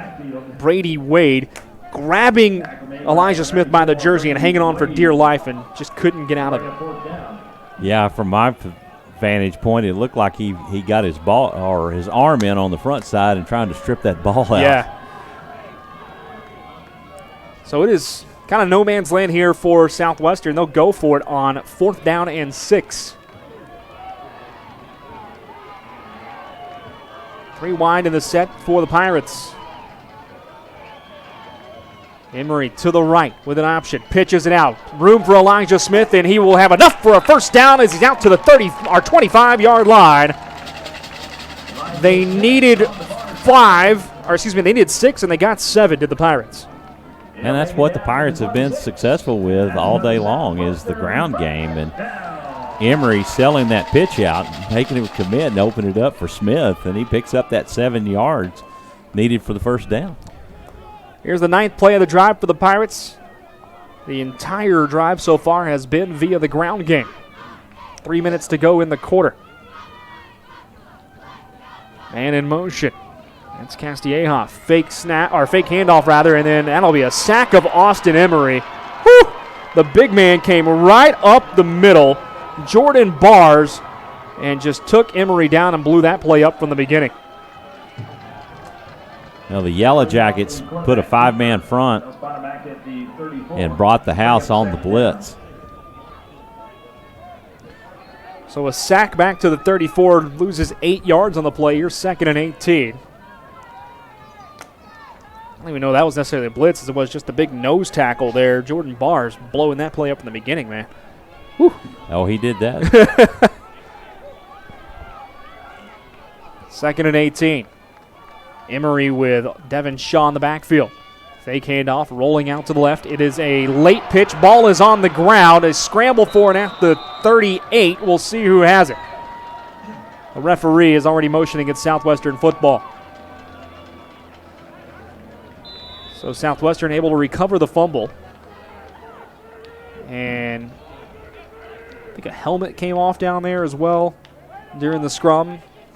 Ball comes loose. Yep. Southwestern still with the ball. Austin Emery also walking off the field. And timeout called by the Pirates with 1:56 to go with a 3rd and about 20 or so coming up. I think it might have been Emery's helmet that came off again. Yeah, the Pirates, if that's the case, you take the timeout to make sure he can get back in there on the next play. And, Chuck, last two plays really looks like the Yellow Jackets have figured something out against this Southwestern offense. They're bringing a lot of guys. I think the helmet lost was T.J. Vela, senior right guard for the Pirates. So I don't think it was Emery. And the timeout was called by Howard Payne as well. Wade came sneaking right up behind Emery. He didn't see him on that pitch. He was able to strip the ball. The Pirates, fortunately, top of the loose ball. Sorry. And so they are using a timeout so T.J. Vela can come back into the game. So Southwestern will take another timeout. And by the way, while we have a second, let's run you down the FBS scoreboard. We know we just gave you the American Southwest scoreboard. In the FBS right now, Ohio State all over Maryland 52-7. A battle of undefeateds happening in Minneapolis, and the Minnesota Golden Gophers lead Penn State 31-19 with 6 minutes to go in that football game. Florida, number 10 in the country, shutting out Vanderbilt in the Swamp 49-0. TCU leads undefeated number 12 Baylor right now in a big rivalry game, a very underrated rivalry game. 9-6, less than a minute to go. Baylor has the ball at the TCU 27. SMU coming off their first loss of the season at Memphis last week, number 25 ranked. They lead East Carolina 45-44 early in the fourth quarter. Arkansas being thumped by Western Kentucky 45-19. 3rd and 22 here for the Pirates. Ball at the 38-yard line of Howard Payne. Fake handoff to throw. Austin Emery now trying to run, and he is swallowed up again as the Pirates are going backwards here. The defensive line for Howard Payne getting in several players. I think it was led by Aaron Alderetti. The sack pushes Southwestern back to the 42. And Howard Payne calls timeout, trying to save some time with 1:48 to go here in the half. While we have that timeout, let's continue to tell you some other scores happening. Texas Tech leads West Virginia 38-10. That game in the fourth quarter with 5:40 to go. Purdue and Northwestern playing a good one up in Evanston, Illinois. 22-21. Northwestern leads Purdue right now with 4 minutes to go. Army all over UMass 56-7. Let's see, elsewhere we've got a few other games still happening. UTSA trails Old Dominion 17-10, that game in the second.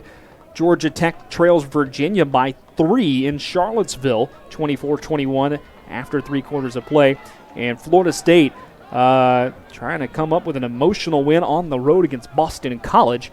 They lead at 31-24 with 1:48 to go in that one. We'll keep you updated later on with scores from around the ASC and FBS as we go. Southwestern drives, stalls, and they'll have to punt it away here as Victor Winfield is back to kick with 1:48 left in the opening half. Ball game tied at 14 apiece. Winfield going to try to pin Howard Payne deep. Ball will bounce, take a nice Southwestern roll. It is fielded, though, and going around the left side, Dontavian Gross. And Gross will be pushed out of bounds. Brandenburg takes him out of bounds. Officially, let's see where they mark him. Flag comes down late as well. Let's see where they're officially going to mark him here, bud. 24? Yeah, it looks like the 24-yard line.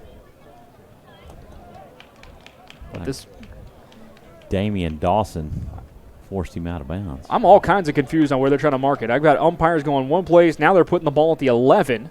Well, that's about where he went out. Yeah, at first they were lining up at the 24. That's why I was getting confused. So the ball goes out of bounds at the 11. Half the distance to the goal on the penalty means Howard Payne will take over and around their 6-yard line. 1:37 to go here in the opening half. Now the Southwestern defense can think about getting the ball back for the O one more time.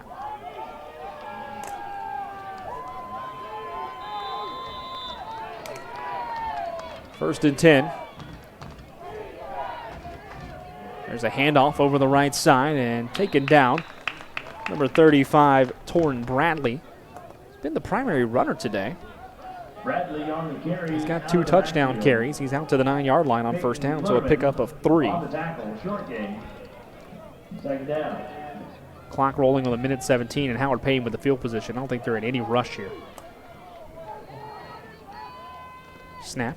Another handoff to Bradley, and he's met in the hole, able to force his way out to the 13-yard line. And there's the timeout from Coach Joe Austin and the Southwestern Pirates trying to save some clock. Here comes third down. I believe it was number 11 for Southwestern, Peyton Ludman, getting there with the tackle. He comes off limping just a bit.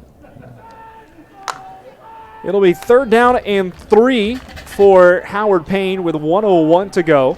Each team still has a timeout left in this opening half. 14-14 your score. The Pirates have never led this football game, but they've also never trailed by more than a touchdown. Each team just kind of traded touchdowns through through the first quarter and parts of the second, but this game settled down here defensively in the last 9 minutes or so. Southwestern scored with just a shade over 9 minutes to go in the second quarter here to tie it back up, and since then they've played to a defensive stalemate. Third down and 3. Handoff to Bradley over the left side. Bowls his way forward. He's got enough for a first down out to the 16. Clock stops temporarily for the first down as they move the chains. One of the members of the chain gang over there wasn't paying much attention. He's getting dragged by his counterpart, saying, "Let's go."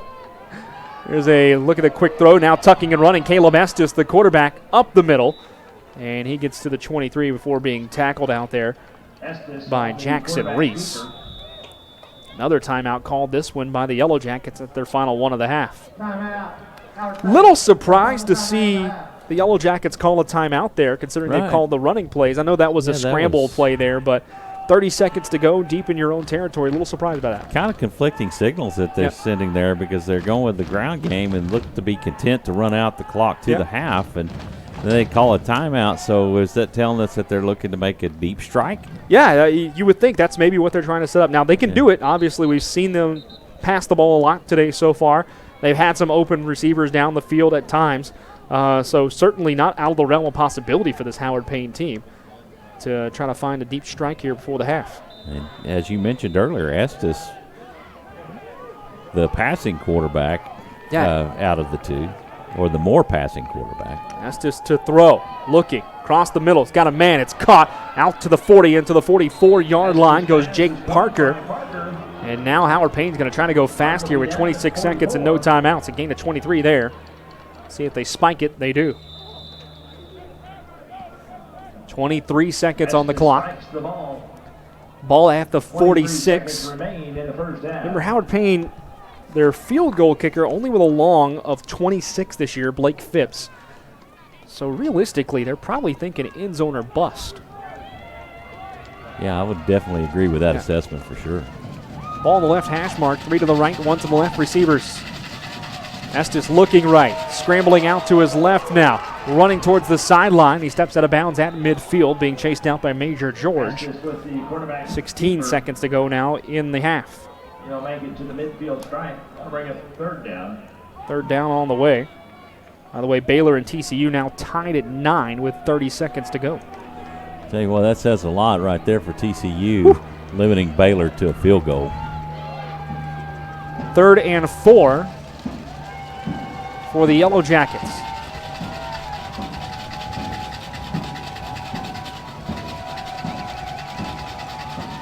Snap, ball thrown by Estes across the middle. It is caught, but a short gain, tackled shy of the sticks. Nice little stick there by Chris Crawford. The clock running, 5 seconds to go. Howard Payne trying to get set, 3 seconds, down to 2, 1. They get the snap off. Ball is on the ground, and it'll be a flag against Howard Payne. They weren't set when that ball was snapped.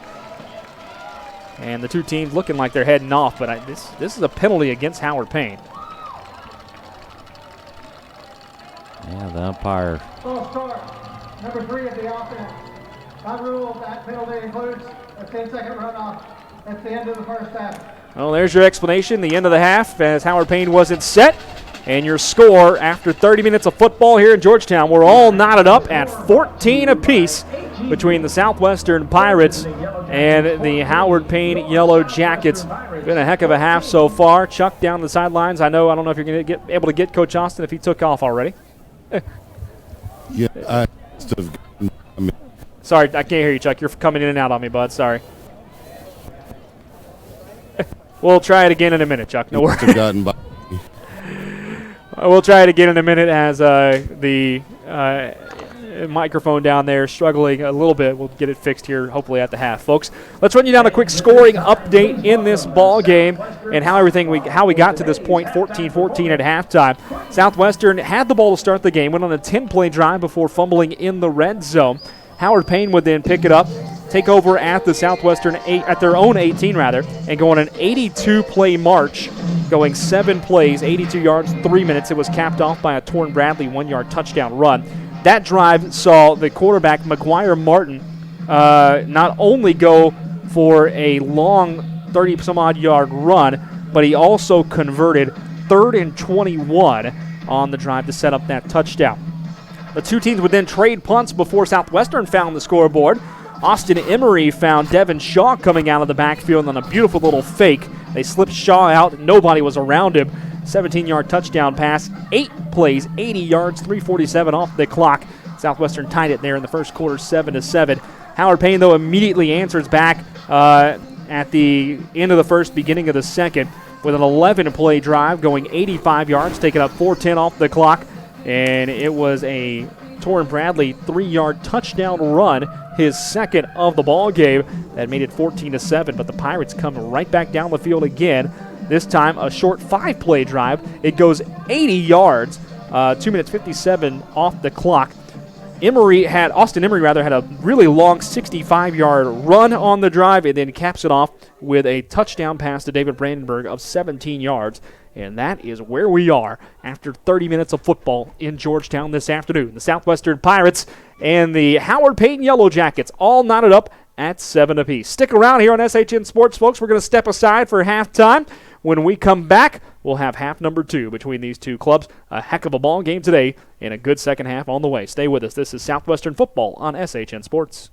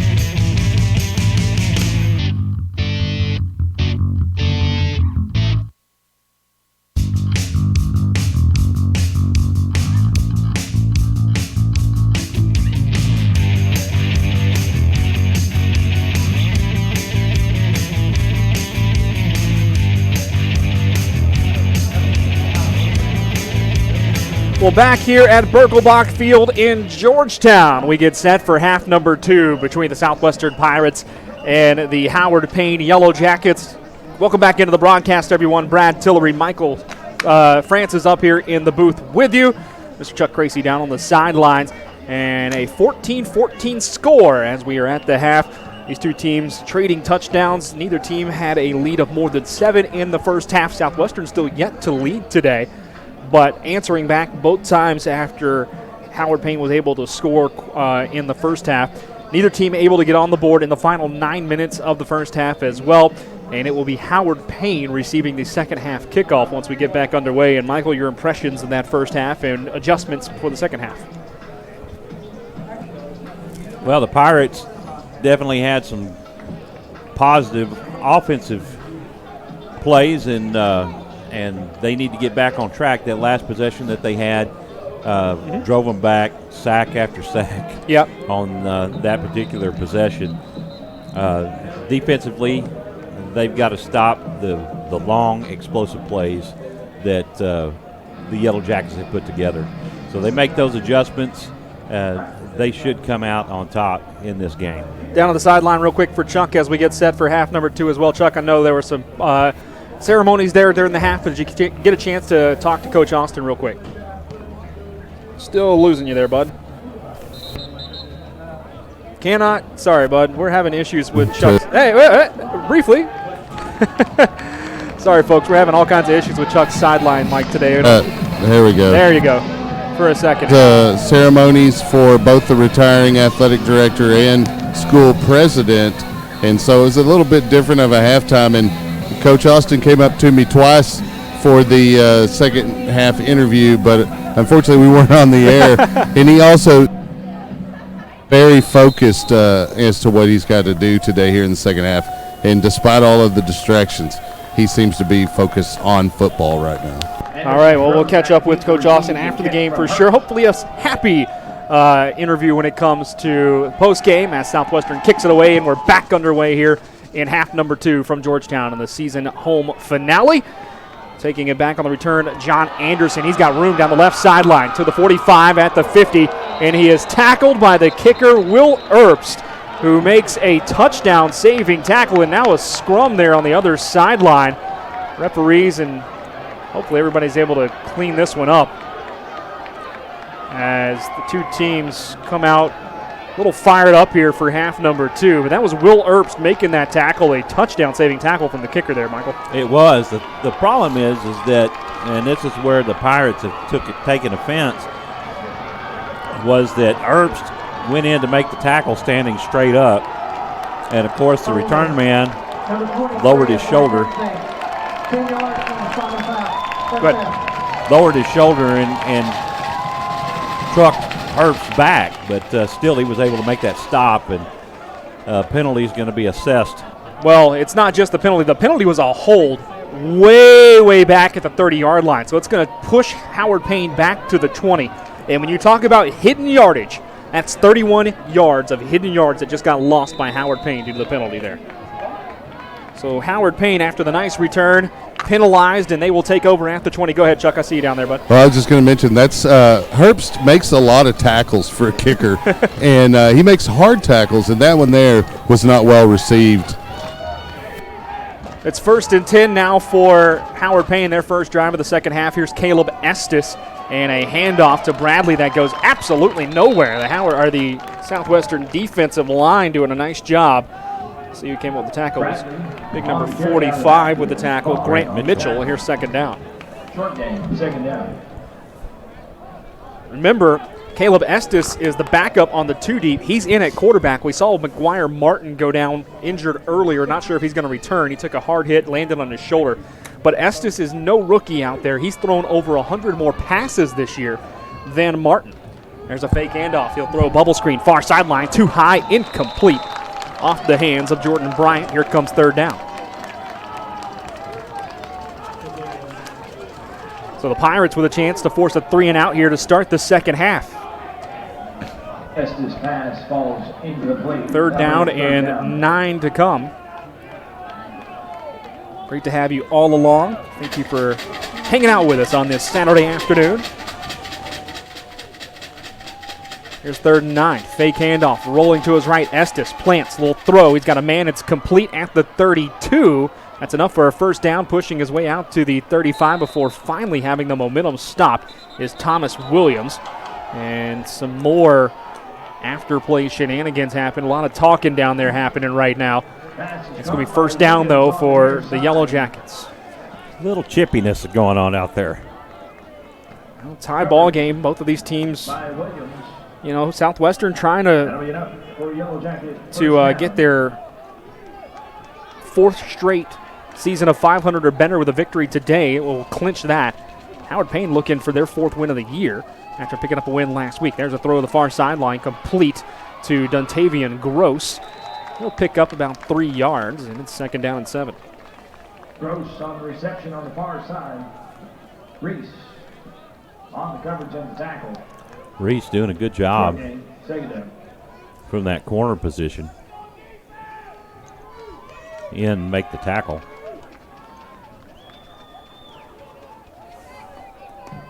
Second down, 7 here. Estes turns around, hands off up the middle, and submarined at the 40-yard line there was Cameron Keener. Couldn't see who exactly made the tackle. I think it was big number 50, Chris Crawford, getting in there with the tackle. Number 26, Cameron Keener. 2-yard gain. Here comes 3rd down and 5 now. Eric Haverstock of the Yellow Jackets tries to go toe-to-toe with Chris Crawford. Chris Crawford slammed it to the ground. 3rd down, 5 to go. Fake handoff, throw far sideline, ball complete. That's a first down. As Jordan Bryant hauls it in, he needed 5, he got 6. Jackson Reese on the coverage for that particular play, as he's played the receiver a lot closer than he did on that particular play. Gave him a little bit of room, and they give him the pass, and he's able to make that first down. Ball at the 46-yard line. Howard Payne moving it here on their opening drive of the second half. Tie game, 14-14 with 12:20 to go in the 3rd quarter. There's a snap. Estes to throw, looking deep down the left sideline. It is in and out of the hands of Jordan Bryant. Well covered out there, though, by Jackson Reese. And it's 2nd down. They were stride for stride with each other on that, and Jackson Reese has done a good job of closing him down as a receiver, but they've gone to him back to back, and this time just overlet him by a bit as Reese was able to break it up. Thank you all for joining in. Say hello to Tony B back in Montgomery, Alabama, and Mariana Gutierrez listening in as well. Tony, I'll see you in a few days. 2nd and 10. There's a snap. Estes to throw. Near sideline. Ball complete. And off to the races at the 50s. The 45 into Southwestern territory goes Jake Parker as he's down to the 43. A pickup of 13 and a first down. Wide open. Really good blocking out in front of him there on that bubble screen pass. Kind of brought a man out into the flat, and yeah, he definitely had a couple of blockers out in front of him there.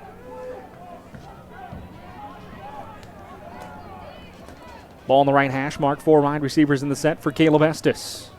He fakes the throw with a shoulder fake. Now coming back to the right's got a man. It's open. It's intercepted at the 20-yard line. Southwestern getting the ball back. Jules Williams pulling it down, the junior, with a big play. And Southwestern holds, and there's a late flag. A couple of them coming in after the play back at the 20. Now the official also throws his hat, which should be another penalty as well. Wow, Jules Williams climbed the ladder there, Michael, and pulled that one down. I'll tell you what, Davin Masur laid the wood to the receiver trying to make the tackle. Wow. Big swing of momentum there for Southwestern as the defense comes up with a turnover, and now it's the officials' job to sort all this out after the play. You said it, this game's been a bit chippy since coming out of the half. All I could say is, wow, this is definitely worth the price of admission. It's been a good football game here so far today.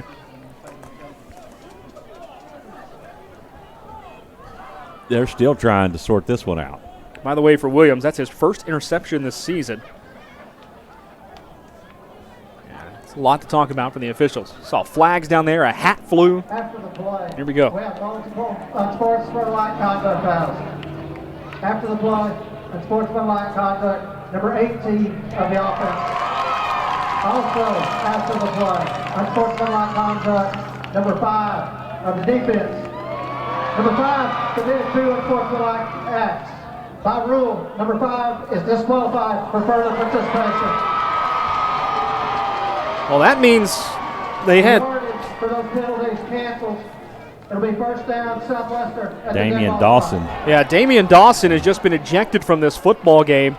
2 unsportsmanlikes on the play after the change of possession. Now, all those penalties, they offset, but you heard after the play, it's still Southwestern football, but Damian Dawson ejected from this football game as the freshman committed 2 unsportsmanlike acts, and Coach Austin's trying to figure out exactly what they were. I'm quite sure he wants to know. Well, I would definitely want to know. Oh, because for sure. That's when you saw this developing, yeah. it was a bunch of Howard Payne. They weren't in groups. Yeah. Southwestern wasn't in amongst them, and when the referee threw his cap in the air, Southwestern was well away from it. So I guess it's something that was said more so than an act that was committed. I wasn't down there, so we're just kind of guessing up here, folks, and we'll let it sort itself out. It looks like Coach Austin has his explanation. The key thing is that It's Southwestern football. Southwestern football first and 10. Well, here we go. Southwestern on offense now for the first time here. 11:29 to go in the second half. First time in the second half, I should say. As Austin Emery takes the offense back out there. 3 wide receivers in the set. 2 up backs. Emery hands it off around the near sideline, and that is a tackle in the backfield, a tackle for loss, as it was Brandenburg on the carry. And credit James Jakubowski, who has 2.5 sacks this year with another tackle for loss there. Tackle made by Jakubowski. Continue to try to figure out what's going on as far as the other situation with all the penalties down there. 2nd and 14.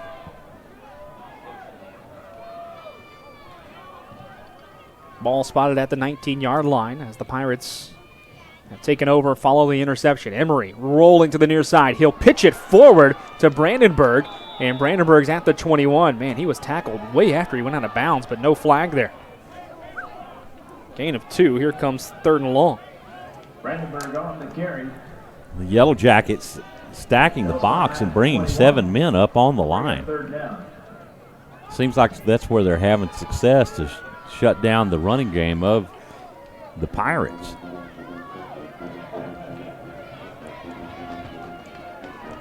It is 3rd down and 12 now for the Pirates. 4 wide receivers in the set.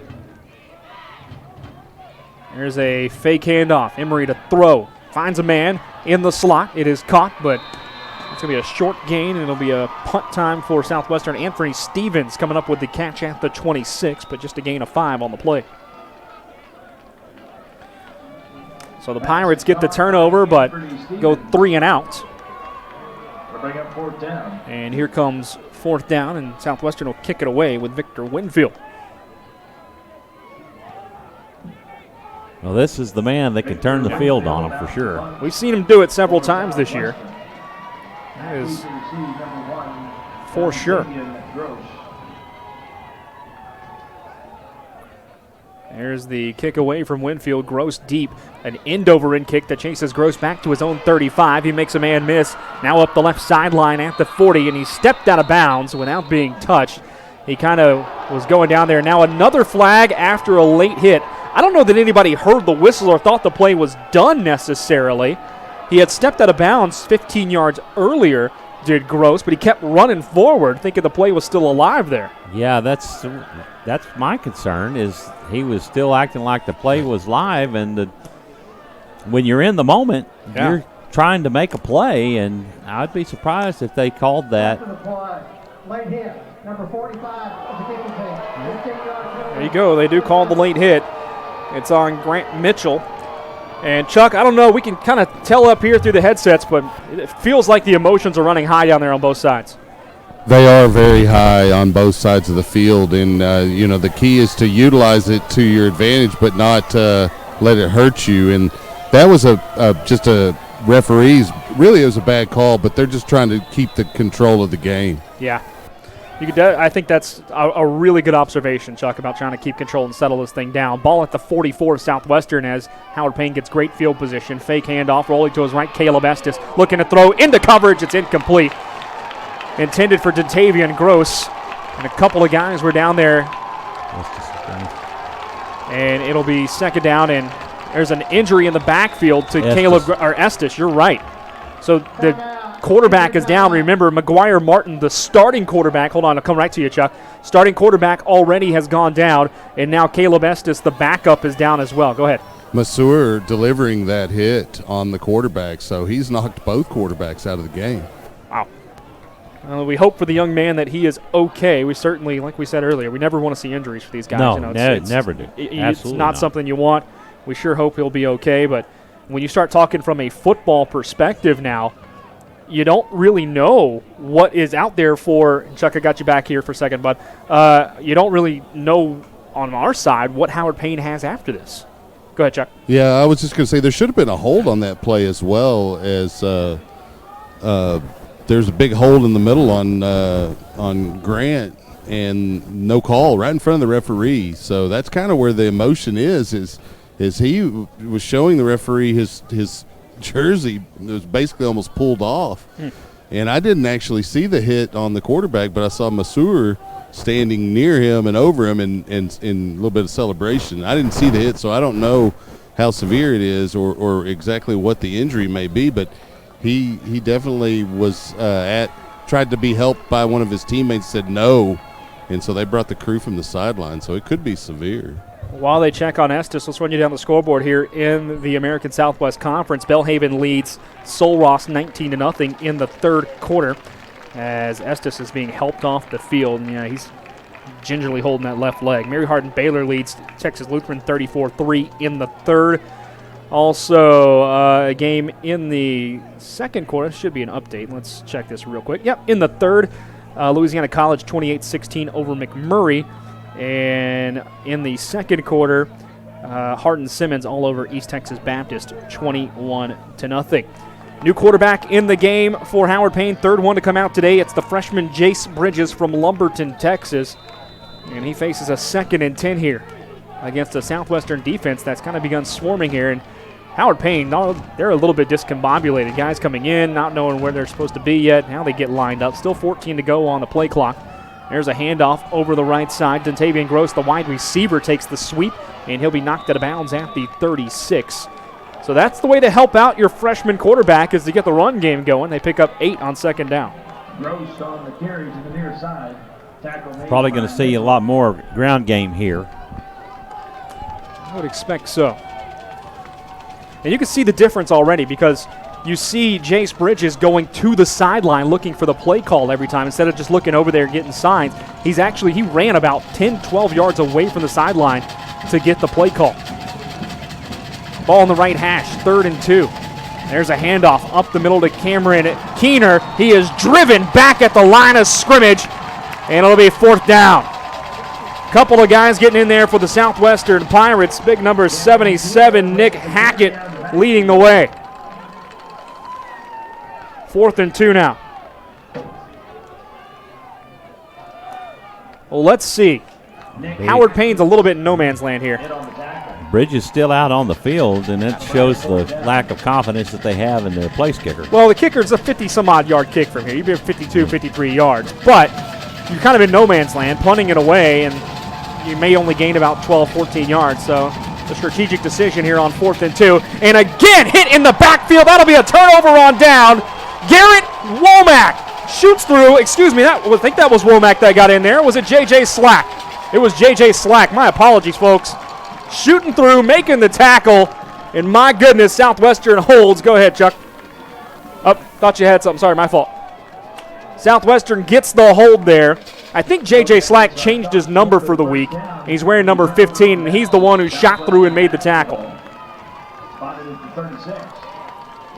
If I'm not mistaken. I could be, though. Nicholas Smith. Well, number 15 on the roster, but... I thought it was 34. Oh, that was Davin Massour. My fault.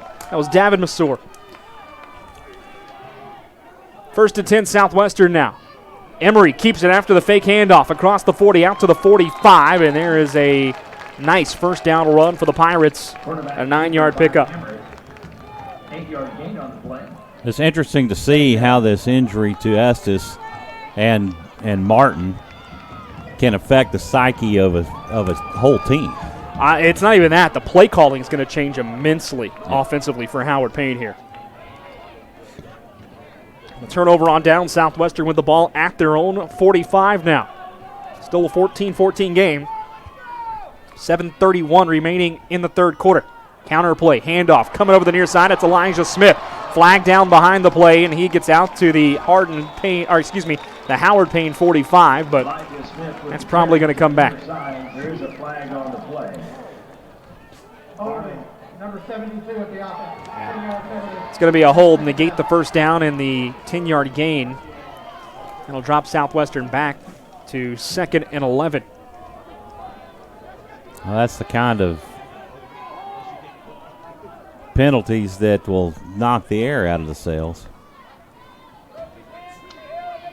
Get you some FBS score updates here in a second when we get a break.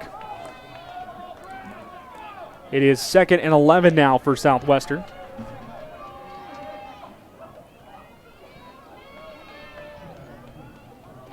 Man in motion, Castilleja. Fake handoff, coming to the near side. It's a pitch to Castilleja. He'll get out to the 40, or he is forced out of bounds by number 2, Zeno Barnum. Looking at the wrong side there. 3rd down and 6 to go now.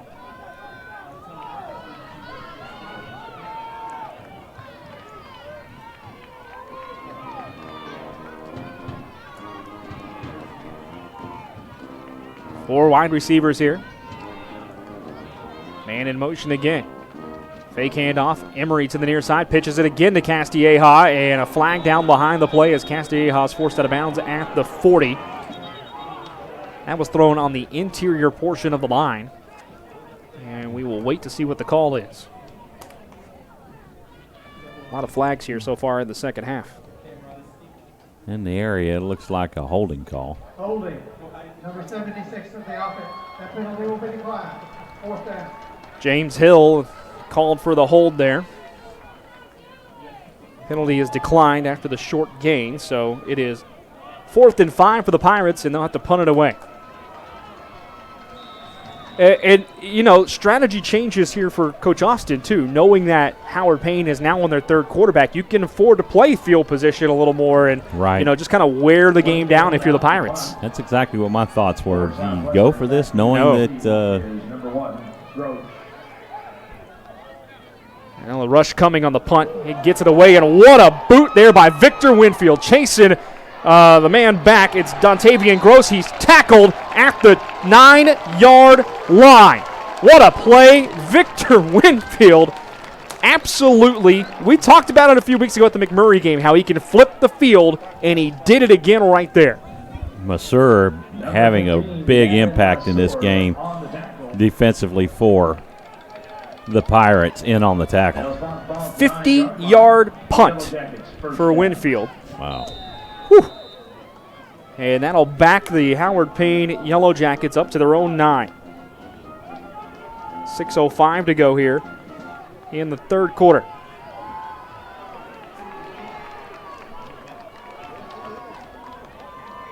Called for the snap. There's the handoff to Bradley. He spins off a tackle at the 10, pushing his way forward with the pile all the way out to the 19. He just kept the legs churning, and he's able to pick up enough yards for a first down.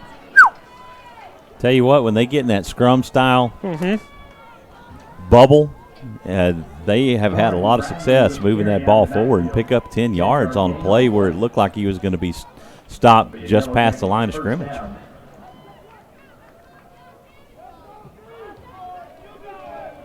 First and 10 here. There's a handoff, a little stutter step, miscommunication in the backfield, and Bradley will lose a half a yard on the play.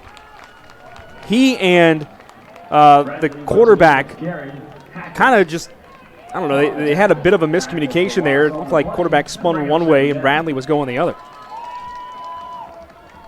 Second down. Remember, Howard Payne on their third quarterback today. The freshman Jace Bridges is in there.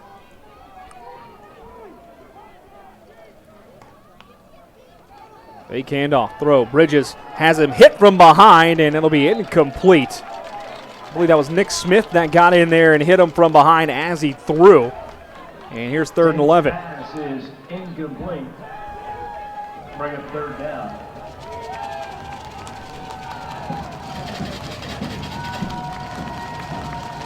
They've gone final, by the way, up in Fort Worth, and Baylor wins in 3 overtimes, 29-23. My. Over TCU.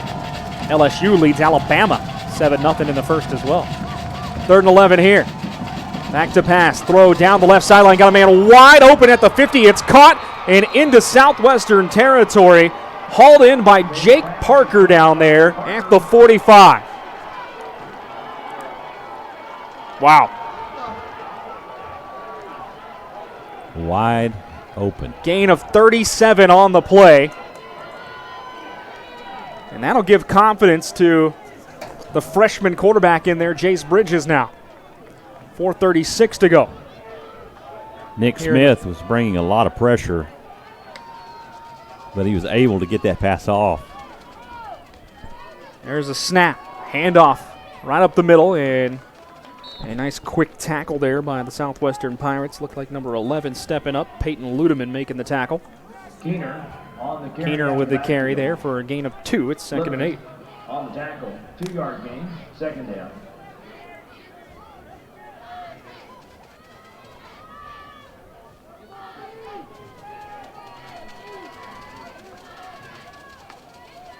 Turn around, another handoff to Keener, and he is hit at the line of scrimmage. No more for him, as held to no gain. A couple of Pirates there on the tackle. Looked like Major George was one of them. Also, number 91, Mason Dubois getting in there. And here comes 3rd down and 8. You got to be thinking pass on this for sure. Well, 3rd down and 8. Last time on 3rd and 11, Howard Payne converted with a 37-yard pass. There's the snap. Throw down the middle. It is over the head and incomplete of Jake Parker.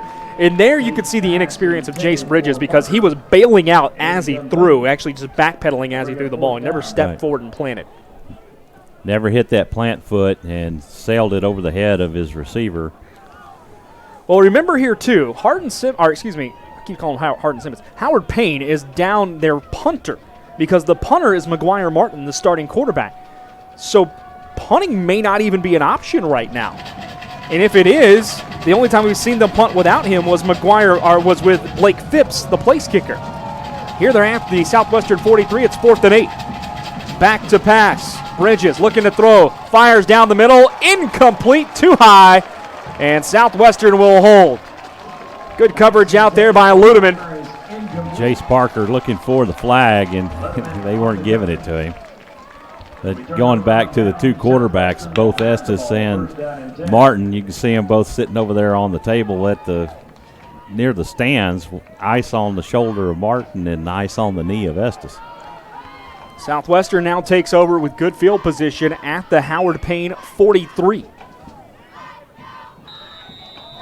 The way this game is going, Brad, you got to look for the team that has the ball for the last possession may be the team that wins this ball game. Playing to a stalemate so far. In motion, Castilleja. There's a fake handoff. Emery looking to throw, and he's pulled down from behind. A sack for Howard Payne.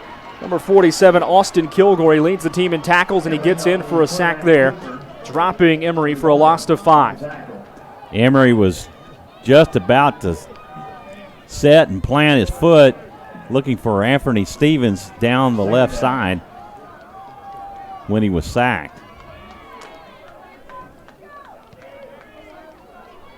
Second down, 15. Fake handoff to the right. And that's Emery off to the races. Late pitch to Brandenburg across the 50. Stutter step, spins, and he is tackled, but he's got enough for a first down. He's into Howard Payne territory at the 47. Brandenburg with the carry. By the way, folks, if you're watching the game, number 15 on defense is J.J. Slack. We apologize if we haven't been calling him enough. Holding, by the way, on Southwestern, that's going to come back. He's traditionally been wearing 34 this year. And so we have it on the roster. It was not adjusted for my roster that I have in front of me, which is, again, sometimes we don't get that till last second. So we apologize if we have misidentified him a few times, but J.J. Slack definitely having a heck of a game out there today. The 10-yard penalty pushes Southwestern back to the 33 and negates the first down.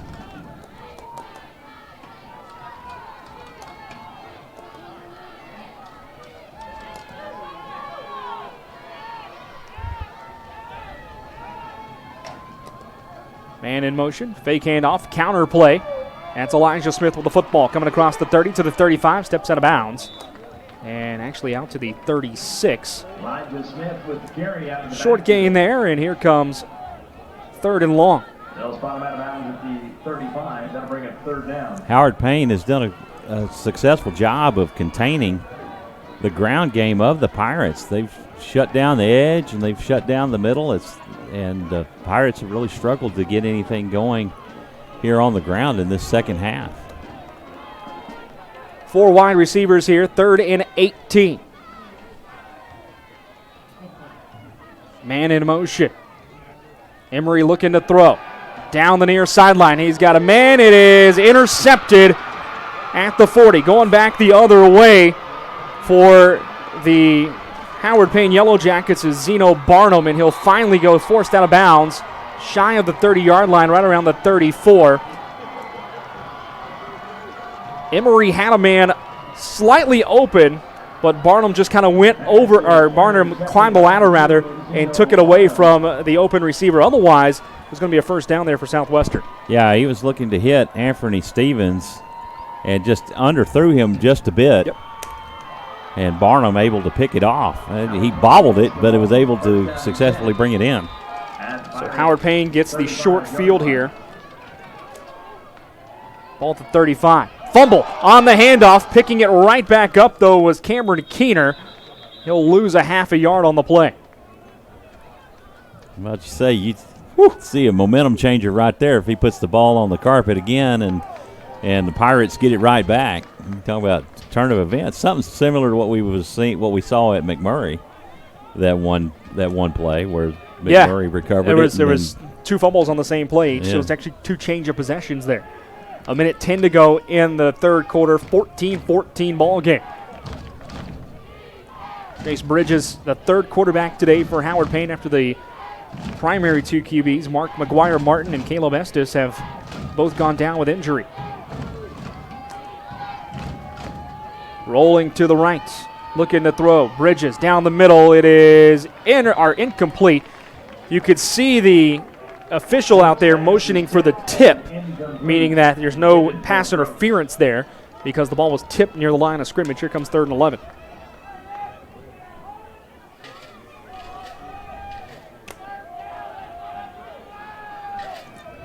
Yeah, that was tipped by Gage Bernard. Ball at the 36 of Southwestern, 3rd and 11 here. Bobbled the snap there, did Chase Bridges, a handoff right up the middle. And Howard Payne picks up just a couple of yards out to the 34. He almost lost that snap. He did. It's 4 down territory, so you can look for him to go for it here at 4th down. They have to run one more play. The play clock is a fraction of a second ahead of the game clock here. And I mean a fraction of a second. They can't just let it run down. Although they don't seem to be in much of a rush.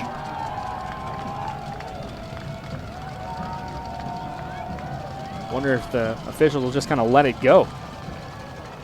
No, they will. And we're at zeros, and that will end the 3rd quarter of play.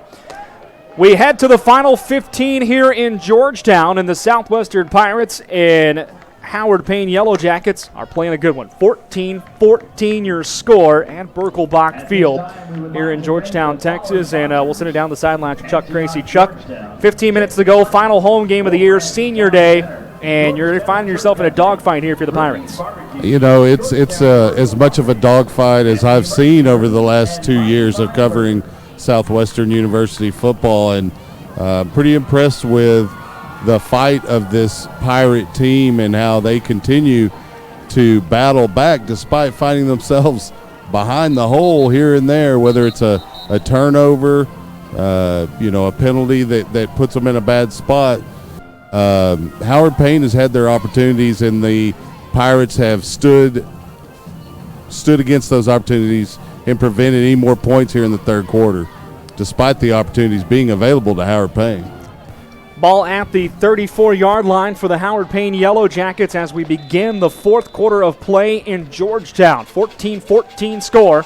Thanks so much for that update, Chuck. And your thoughts? It is 4th down and 9 for Howard Payne with Jace Bridges at quarterback. Ball on the left hash. Looks to throw to the right side, and he well overshoots the intended receiver. Miscommunication out there. Thomas Williams was the target. Williams ran a stick route trying to get just enough for a first down, and I think Bridges believed he was going to be on a go route. Just overshot it by about 15 yards. Well, that's that inexperience that you talked about earlier with Bridges coming in, and probably didn't understand the route on the play call and threw it deep rather than to throw it short trying to pick up the first down. Third straight drive for the Yellow Jackets that has ended on a turnover on downs. Southwestern takes back over, this time at their own 34 in a tie football game, looking for their first lead of the day. Elijah Smith in the backfield with Austin Emery. And the Yellow Jacket defensive front jumped but got back on side. They didn't make contact with anyone. Fake handoff, Emery looking to throw, now scrambling out to his right. He will throw into traffic, caught by Brandenburg near midfield, and he stretches it out to the 50. First down, Southwestern, a pickup of 16. And now a little slow getting up down there is David Brandenburg. This Southwestern football team bitten by the injury bug all season, and Chuck, there it looks like we may have another one. Yeah, that one looks like it was just a helmet, a face mask to the lower back. That's going to hurt no matter what. David Brandenburg, the only Southwestern player this entire season to have more than 10 catches. He leads the ball club with 24 coming into the game. 4 touchdowns through the air, 1 rushing as well, and he also has a touchdown today through the air on a reception as they attend to David Brandenburg right at midfield here. And while they do that, let's just continue to update you on scores and let you know what's happening in FBS around the nation right now. We mentioned Baylor and TCU. That game's gone final. Baylor leads 29-23. LSU on top of Alabama halfway through the first 7-0 in Tuscaloosa. Kansas State leads Texas 14-0. That game in the first quarter down in Austin. Wake Forest and Virginia Tech tied at 3. And we'll give you more scores as we go along here this afternoon. By the way, Penn State falls to Minnesota earlier today, 31-26. So the Golden Gophers stay undefeated. First and 10 here, ball on the right hash, 14:30 to go in the final quarter. 14-14 ball game. Emery takes the snap, pitches it out right to Elijah Smith, and he'll be forced out of bounds at the 48 in the Howard Payne territory. Smith on the carry. You can credit Dylan Zeno there with the tackle. Second down. Yeah, the way the things are unfolding right here, Brad, if the Pirates can get within field goal position and make a field goal, that may be the game winner right there.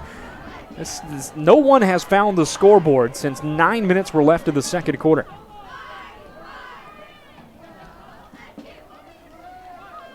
And in motion, fake handoff. And this time Emery will keep it up across the 45. He bowls his way out to about the 44. A gain of 4 on the play, bringing up third down and 4 to go. It's amazing how he can take something that looks like it's going to make nothing and make hay out of it and pick up a a third down and manageable. He kind of did a little fake pitch there to get the defender to move just ever so slightly and open up enough of a crease for him to go. 3rd down and 4 now for the Southwestern Pirates. There's a snap. Emery to his left this time. He will keep it across the 45, pushes out to the 41, and he'll be a yard shy of the 1st down. I would imagine the Pirates are probably going to go for it here. Usually when they get in this situation, Southwestern just lines up, snaps it, and runs right up the middle. Let's see. They will do exactly that. Emery pushes forward. He's across the 40. He's got enough for a 1st down to the 39. And that'll be enough. So the Pirates continue this drive with a 1st down. Good to see Brandenburg, by the way, trotting back onto the field into the game after the injury timeout a minute ago. Yeah, he came off with a limp, and right now he's running normally. Still a little bit of a limp as he's running, but he's going to fight this one out. Senior day for Brandenburg. Emery takes the snap, stops, looking to throw down the middle. He's got a man deep. It is, oh, man. He had a man, and it was well defended, knocked away there by the defense for Howard Payne. Looked like number 13 out there coming up with the play deep. I'm sorry, number 10, Connor Day, rather, coming up with the play deep. And it's 2nd down. Whew. What a play. Ball just knocked away at the last second. 2nd and 10. Talk about climbing the ladder. He climbed the ladder. Stretched out fully to stop it. Actually, that was Dylan Zeno on that play. Emery out to the right, just trying to keep it, tucking across the 45. Ball on the ground. It is recovered by Howard Payne at the 47. Britt Bowler comes up with the recovery. Looked like a bit of a busted play there for Southwestern. Emery had it poked out from behind, and Howard Payne will take over at the 47-yard line. And the game definitely continues to be a defensive battle right here, Brad. Officially, they'll mark this at the 46. 12:29 left in the ball game, tied up 14 apiece. We'll see if Howard Payne goes back to the ground game. They like to throw it a little more than a lot of teams you'll see, but Jace Bridges, the 3rd-string quarterback out there, and he struggled a bit through the air since coming into this game. 3 straight Howard Payne possessions have ended in a turnover on downs. There's a little bubble screen to the far side. It's picked up off the turf. Off to the races, Dentavian Gross. And finally, they will say it's incomplete. And there go the coaching staff on the other side for Howard Payne, livid about the call because Gross was off to the races. But from my vantage point, it sure looked like that ball was on the ground. It was on the ground. He didn't catch that. Chuck, you had a better view than I did. Did it look like it was down from there? Most definitely, he scraped the top of the ground with the football. You could see the pellets fly when he grabbed the ball. Decent play for the receiver, but still not a legal catch. 2nd down, 10 to go, and play clock's running here. 18 seconds. Actually, they're going to reset the play clock. The referee's talking about what's going on now. The play was blown dead. I don't know what much there is to talk about here. You can't go reset the clock. You can't reset the ball here. It's just an incomplete pass, and the ball's spotted back where it was last time. I don't know what the conversation here is. The Howard Payne coaching staff is livid with the call. Understandably so, because from their perspective, if it's a catch and it was blown in their defense, that was a late whistle to come in to blow that wad dead. So here is 2nd and 10 now.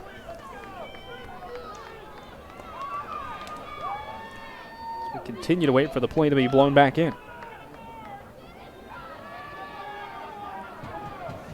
And the play clock's still not running. No, well, they haven't blown the play back in live, so I think Coach Austin's trying to figure out something from the officials, too, now. He's having a conversation with the head referee. By the way, LSU now leads Alabama 10-0.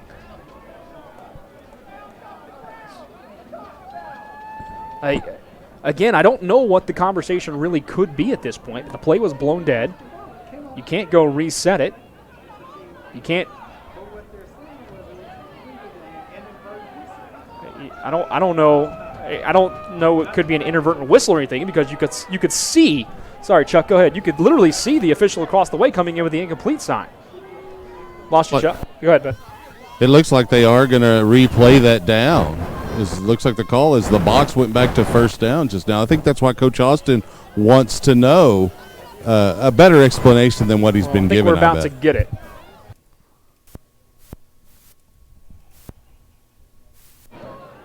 I don't know. The pass was ruled backward. By rule, play continues until the whistle blows. Whistle blew when the runner was at the 30-yard line. Therefore, the runner gets that game. It'll be 1st and 10, Howard Payne at the 30-yard line. Wow. I don't know that I've ever seen that in my life of watching football. Well, there you go. There's your explanation. You can understand why Coach Austin's upset right now.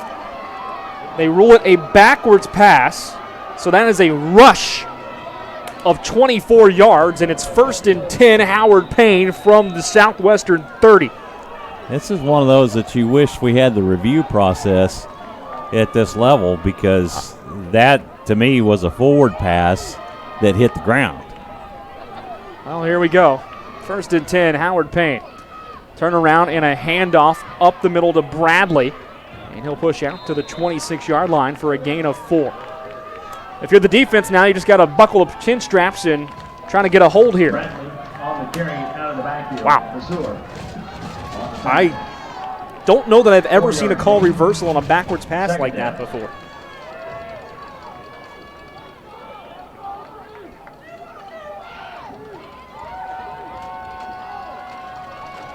Second down and 6. Fake handoff, now throw to the far side. That one is complete. Down to the 10-yard line, inside the 10, around the 5 goes Thomas Williams. Actually, officially at the 9 is where they'll say he stepped out, so it's 1st and goal. Gain of 17 on the play. Williams. That'll bring up 1st and goal.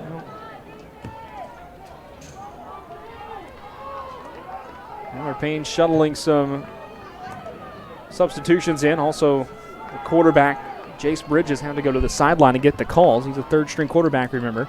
There's another handoff to Bradley, and he's stuffed at the line of scrimmage. Ludeman in there on the tackle, so was big number 77 for Southwestern, Nick Hackett. Second down coming after no gain on the play. The other thing to remember, Michael, the place kicker for Howard Payne, if they're held to a field goal attempt, just 1 for 4 this year with a long of 26. Right now, this is at his range. This is a 26-yard field goal right now if you kick it from where they are. 26, 27 yards, right in that range.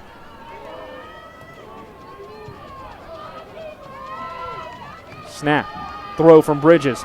And the flag route, he's got a man. It's caught in the end zone. Touchdown, Howard Payne. Dontavian Gross, the leading receiver, pulls it in. It's his 7th touchdown reception of the year. Flag just thrown.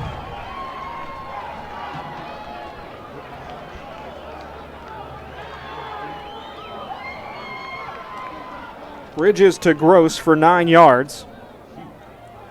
After the play, unsportsmanlike conduct, number 1 of the offense. 15-yard penalty will be enforced on the try. That's a big penalty. You have a kicker who doesn't have a ton of range, and you just went from a 20-yard extra point to a 35-yard extra point. That's a monstrous penalty. It's huge. It's 1 for 4 on long of 26. It's only a 6-point game with 10:30 to go, and something to circle later on. Extra point here due for Phipps. Snap is low. He puts the boot to it. It's a low line drive, and he drilled it right down the middle. So Phipps makes the extra point despite the 15-yard penalty, and your score with 10:30 to go in the ball game here in Georgetown. The Yellow Jackets have regained the lead over Southwestern, 21-14. Well, the Pirates have their hands full now. They've got to get something going productive on offense. They've got to get ball security, keep the ball from hitting the turf, because the 2 scores that the Yellow Jackets have came up with came off of turnovers. Chuck, down to you. I don't know, what was the feeling on the sideline like after the overturned incompletion that turned into a run play? It seemed like just a deflating call. Disbelief is probably the word I would go for, because like you said, no one who's paid attention to football for the last couple of decades has seen a call like that. I mean, the explanation makes a little bit of sense, but if you have one referee who calls the pass incomplete on his angle, the other one calls it a backwards pass, who's right? Yeah. Well, there's a call that could be circled right now, 21-14. End over end pop-up kick, fair catch called for and made by Brandenburg, so Southwestern will be content to take it at the 25. Fair catch called for and made. 10:30 to go in the ball game. The Pirates trail it by 7. It'll be Southwestern's ball, first down and 10 from their own 25-yard Gut check time for the Patriots. I mean, for the Sorry. You're too used to calling Eastview games. I am. Plus, looking at that end zone right there, it says Patriots. For the Pirates. Gut check. Well, Emory leads the team back out on the field. Pirates haven't scored since early in the second quarter.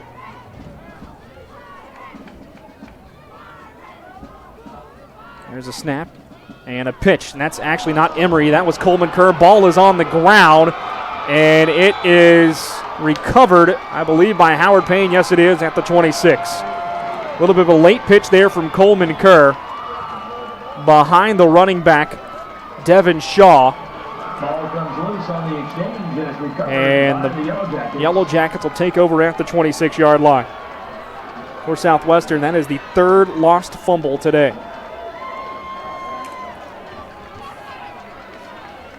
And now the defense, really, it's on them to try to get a hold here and keep this to a one-touchdown game. 10:24 to go in the fourth. Well, the Pirate defense has been resilient all year long, Brad, so you got to look for them to step up and with their backs against the wall and make a stop right here. Pirates do have a couple of pick sixes this year, too. Great time for a third one. There's a throw to the far sideline. It is caught by Dontavian Gross. He makes a man miss down the sideline, and he will step out of bounds just shy of the goal line. Officially out of bounds around the 3. Either way, it's a pickup of 23 and a first down. And you could see how differently the coaches for Howard Payne have started calling this game. They're giving that freshman quarterback, Jace Bridges, easy throws to the flat, not making them read the defense, and just letting the athletes go do work. Definitely it is, and they're staying away from that deep throw and making him make those quick, high-percentage passes. There's a handoff to Bradley. Into the hole he goes, and he only picks up about a yard there. Second down and goal. Bradley on the carry. No gain on the play. Bring up second and goal.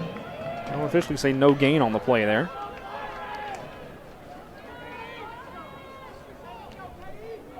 Down to 9:30 left in the ball game.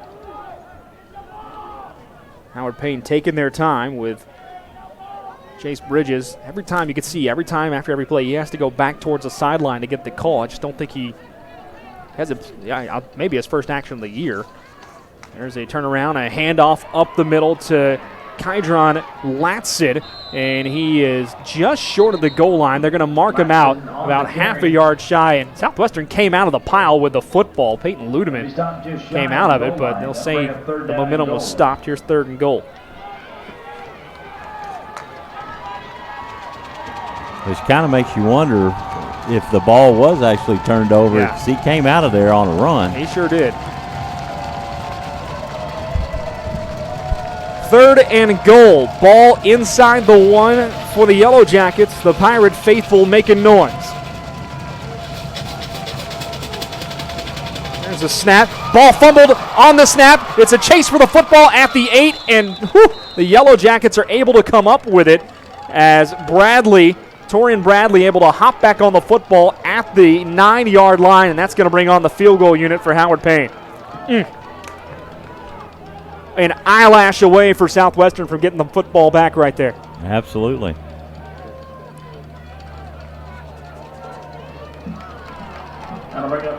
So here's the place kicker, Blake Phipps, who's 1 for 4 from field goals this year, long of 26. This one from 26. Ball on the right hash. Kick is up. It's good. And your new score, with 7:55 to go in the contest. The Howard Payne Yellow Jackets lead Southwestern by a count of 24 to 14. You got to look at that as somewhat of a success for the Pirate defense, holding the Yellow Jackets to a field goal on that possession. They had some big plays that got them down to the 3-yard line, and then about the 18 inches from a touchdown, and was able to hold them to that field goal. 2 minutes, 29 seconds come off the clock on a 4-play, 17-yard drive. So you can tell just 4 plays, but 2:29 off the clock. Howard Payne, they're starting to try to milk that clock and move this game along, now leading by 10. And Southwestern, the offense is going to have to probably strike quickly here. They still have their full complement of timeouts, do the Pirates. Brandenburg and Castilleja back deep to receive the kick. David Brandenburg and Austin Castilleja are back deep. Number 39, Blake Phipps, kicking for Howard Payne. Phipps to kick it away. The run up and the kick. This time, Castilleja fields it inside the 10. Ball on the ground. He picks it back up at the 13. Tries to find a block, knifes his way forward, and he's out at the 21.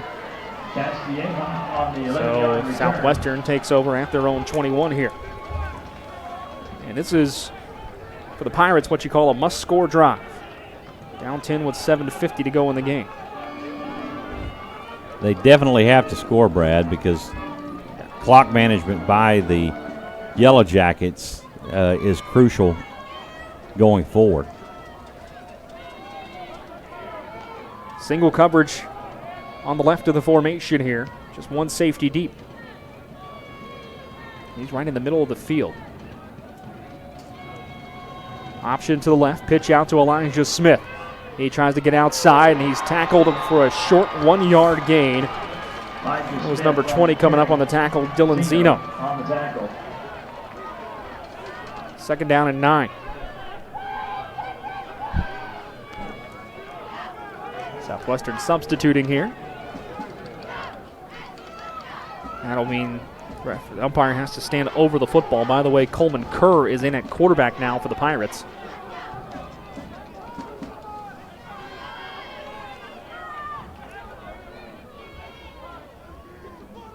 Brandenburg in motion.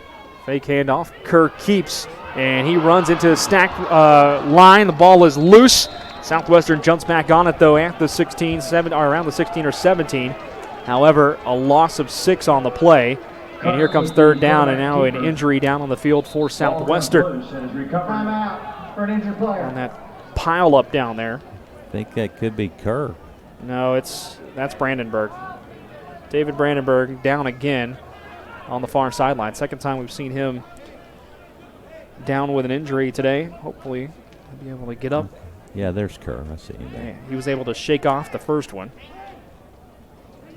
Injury-wise, I should say, but hopefully Brandenburg able to get up as he is being tended to on the far sideline. And while they look at David Brandenburg, let's run you back down the American Southwest Conference scoreboard while we can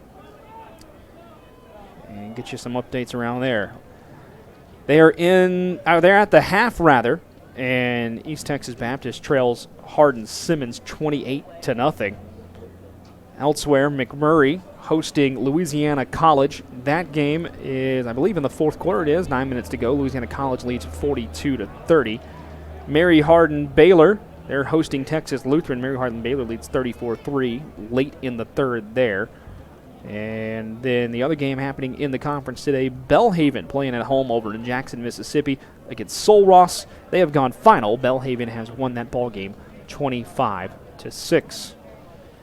Around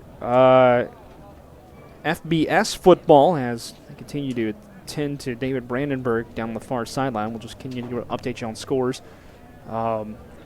While they do that, LSU leads Alabama 10-7, that game in the second quarter. But early in the second quarter, LSU driving right now on Alabama in Alabama territory. In fact, LSU has just scored, and they now leave it 17-7 over Alabama. Kansas State on top of Texas down in Austin, 14-7. That game halfway through the second. Wake Forest trails Virginia Tech 6-3 in the second quarter. Cincinnati leads UConn 17-0 in the second. Iowa on top of Wisconsin 3-0 in the battle for Floyd of Rosedale, my favorite trophy game in all of college football. The winner gets a bronze pig, and it's 3-0 in the first quarter there. Elsewhere around the country for scores, let's see, we got the full-on scoreboard. They only gave me the top 25 here. What else we got? UTSA trails Old Dominion 23-10. That's in the third. Earlier today, by the way, Baylor won in 3 overtimes beat TCU in 3 overtimes, 29-23. UTEP leads Charlotte 21-7. That game at the half. Going into the half up in Boulder, and Colorado's on top of Stanford in Pac-12 action, 10-6. South Alabama leads Texas State down in San Marcos, 14-13 at half.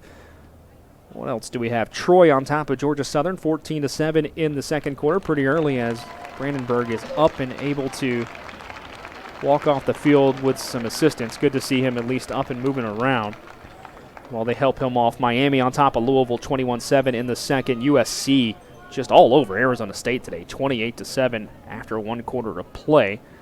Michigan State pounding Illinois 20-3 early in the second. The Michigan State offense starting to wake up a little bit.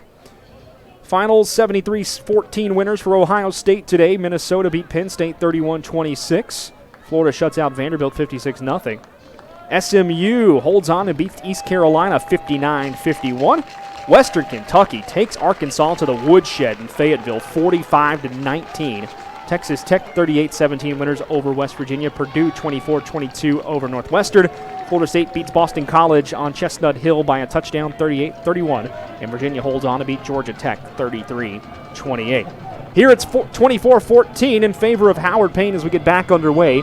3rd and 14 left for the Southwestern Pirates. Ball at the Southwestern 17-yard line. Fake handoff, Emery to throw. We'll find a man going across. That's complete across the 30 to the 35, and a first down for Southwestern. Joey Robinson picks up just his 5th catch of the year, but that may be the biggest one as he gets out to the 38. A gain of 21 on the play and a first down. A big strike from Kerr. Nice tight spiral in on the accurate pass for the first down. Coleman Kerr fakes the handoff, now comes to the near side, fakes the pitch, he'll tuck it, get across the 40, he's to the 43-yard line, and they pick up a 5 on first down. It's exactly what the Pirates needed. They need that good positive yardage here after laying the ball down on the carpet and losing some yardage, coming back with that big play. 2nd and 5. Fake handoff. Kerr keeps it again around the near side, and this time he is bottled up at the line of scrimmage. Britt Bowler in on the tackle for Howard Payne. Here comes 3rd and 5.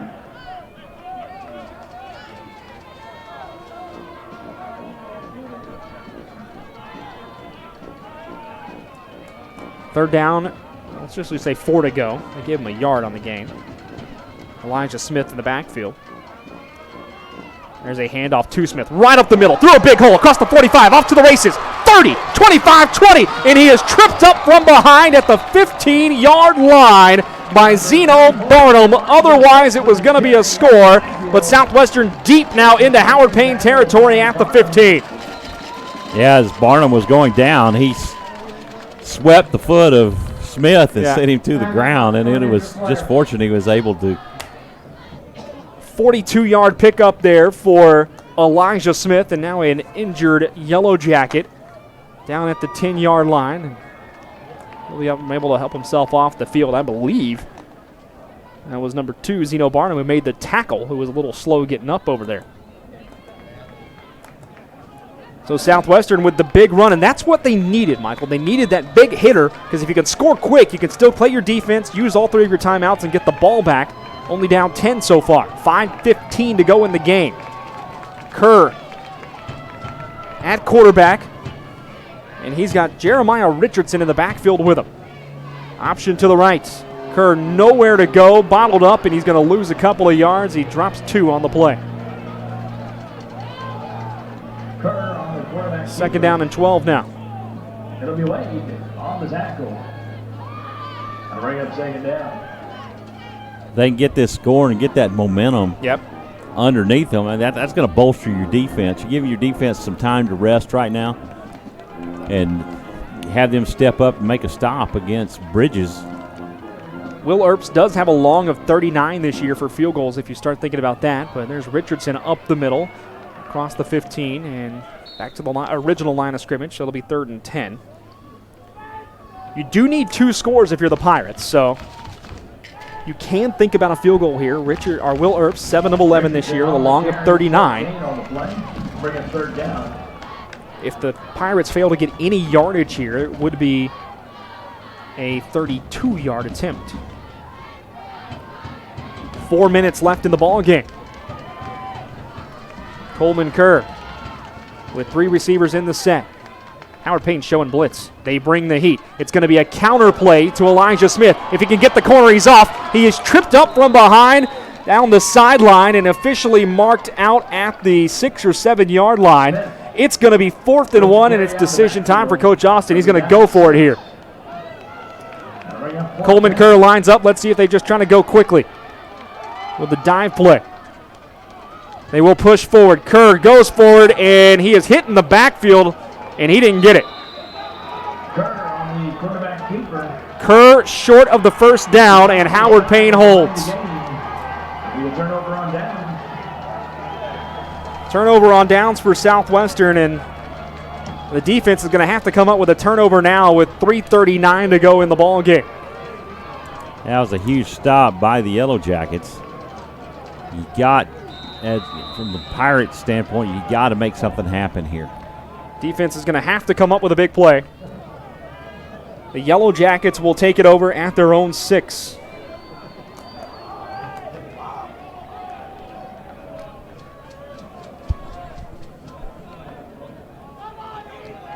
Two receivers to the right. It is Bradley in the backfield. And he'll take the handoff up the middle and get out to the 10-yard line on 1st down. Gain of 4 there. And Southwestern takes their first time out. Well, for the Pirates, you got to pretty much think about a 3-and-out situation here, Michael, because if not, the clock's just going to bleed on you for the Yellow Jackets. The Pirates still need 2 scores, kicking down to Chuck on the sideline. And, Chuck, it was 4th and 1 right there. The Pirates, Howard Payne made a great stop, and now the Pirates' sideline's got to find a way to get their team back in it and get the defense going. Well, and strategically, Coach Austin's made a couple of really good calls. I thought Howard Payne answered the call. He took the 15-yard penalty on the extra point, trying to force a tough extra point. They were able to knock it in. Goes for it here on 4th down, unable to convert. 2nd and 6 here. Handoff up the middle and stopped for a short gain of about 1 or 2. Ball will be pushed out to the 12-yard line, and here comes 3rd down and about 4. Another timeout called by Southwestern with 3:28 to go in the ball game. Sorry, buddy, I got you, Chuck. Go ahead. Okay, I was saying those were strategic calls that I thought were the best call to make at those moments, and they just didn't work out in the Pirates' favor. Yeah. The game's not over, though. 3.5 minutes. You got a 3rd down here. You can force a turnover. As we've mentioned a couple of times, Howard Payne's punter knocked out of the game early, and so, you can get the ball back with a reasonably short field here if you get a stop on this play. Well, and the other thing you mentioned with the punter being out, the punter is the starting quarterback, McGuire Martin. If you can get a stop here, this is a situation with Howard Payne backed up that you would typically bring the heat. And how does a backup punter handle that? They usually wilt. That's my guess. Here comes 3rd down and 4 for Howard Payne. Direct snap to the wide receiver, Dontavian Gross, going around the right side. He's running out of real estate. He's pushed out of bounds. What a big play there for the Southwestern defense, not only to get the stop, but it saves a timeout. Absolutely it does. 4th down coming for Howard Payne. They're going to have to punt this away. And Southwestern will call a timeout here. Timeout, Southwestern. Their final timeout of the second half. So Southwestern calls the timeout with 3:20 to go in the game. Go ahead, Chuck. I was just going to say, you probably will call the timeout here so that you can set up an attempted block. At the very least, maybe force a bad snap and a safety. Yeah, Southwestern, you got to imagine they're going to come after this. I can't imagine the Pirates aren't going to come after this with 3:21 to go. Sorry, Chuck, go ahead. You're breaking in and out on me, bud. If you force a safety, yep, you're within a possession, because then you just need the touchdown and 2-point conversion. That's a really good point. Bad snap over the head, and all of a sudden you're one possession down. I didn't even think about that part. I was thinking field goal, touchdown. I wasn't even considering touchdown, 2-point conversion there with the safety. Right. Yeah. And they will line the kicker up deep in his end zone, about 6 or 7 yards deep. Southwestern looks like they're going to try to bring the heat. They do. The snap is low. It is bobbled, and it's a safety. You called it down there, partner. Chuck Crazy called it down on the sidelines. Southwestern gets the safety, and they will get the football back, only down 8 with 3:18 to go. Chuck, give yourself a pat on the back. Michael, you can't ask for a bigger swing of events if you're the Pirates. Exactly what you needed. Absolutely exactly what you needed.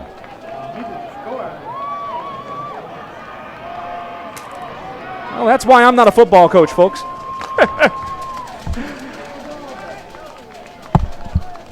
You and me both. Let's say, but Chuck, he's coached football for several years, and like I said, I wasn't even thinking about the fact that a safety brings you back into one possession, but Chuck called it. It's now an 8-point football game. Southwestern's going to get great field position here too, because the Yellow Jackets have to kick this off from the 20. So Southwestern with an opportunity, 3:18 to go. They don't have any timeouts, but there's plenty of time on the clock, because remember, in college football, the clock will stop every time a first down is made. Here we go. I don't know what it is about me and you calling the Southwestern game, but it's going to come down to the final possession. It did 2 weeks ago, and it is today. Right.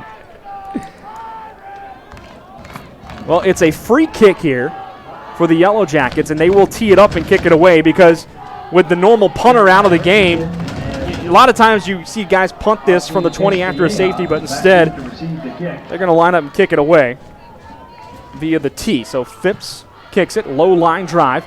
It is fielded at the 20. Out to the 25 goes Jeremiah Richardson, and he's out to the 40-yard line. There's a flag back at the 30. There'll be a block in the back. There's a flag on the play. So the strong return out to the 40 may come back to as far as the 20, depending on where they say it happened. Number 81, Blair Orr. Return. Block in the back. Number 81. 10-yard penalty from the spot of the foul. First down. So Southwestern does have the football, but they're going to be marked all the way back to the 21-yard line following the penalty.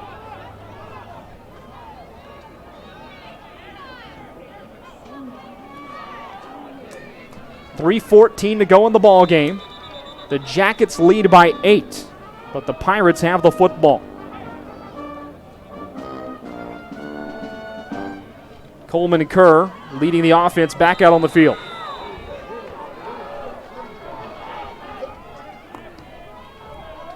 Four wide receivers set. Kerr to pass. Steps up, throws across the middle, got a man, and it's dropped. He had Joey Robinson, and Robinson just couldn't hang on. Here comes second down. Pass intended for Robinson, incomplete. Second down. Like the idea there, because Robinson also had room to run. 2nd and 10. Two wide receivers to the left, one to the right. Kerr fakes the handoff, looking to throw, bounces out of one tackle and just throws it away to the near side. They'll say it's an incomplete pass, and really close to not being out of the tackle box there. It'll be 3rd and 10 though.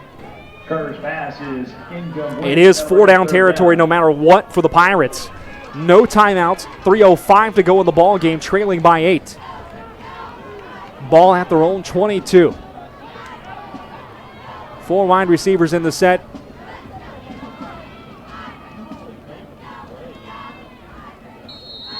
And timeout called by Howard Payne right before the snap. Timeout, Howard Payne. Well, all the fans down there on the edge of their seats for this one as well. On senior day, as the shadows begin to fall over the Southwestern sideline and out to the hash marks, 24-16.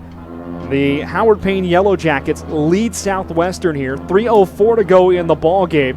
Southwestern trailed by 10 just a minute ago, but a safety on a miss or bobbled punt in the end zone for the Yellow Jackets. Remember, they're down their starting punter.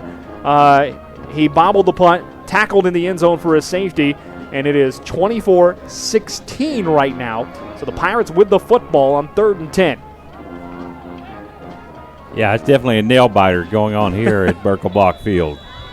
I already bite my nails. It's not helping my habit. Coleman Kerr back, 3rd and 10. Drops back to pass, looks to throw. Got it, incomplete, little too high for Anthony Stevens. Trying to go to the single man on the near side. And it's 4th down. Incomplete. That'll bring up 4th down. Well, Southwestern has to go for it here with 3 minutes left.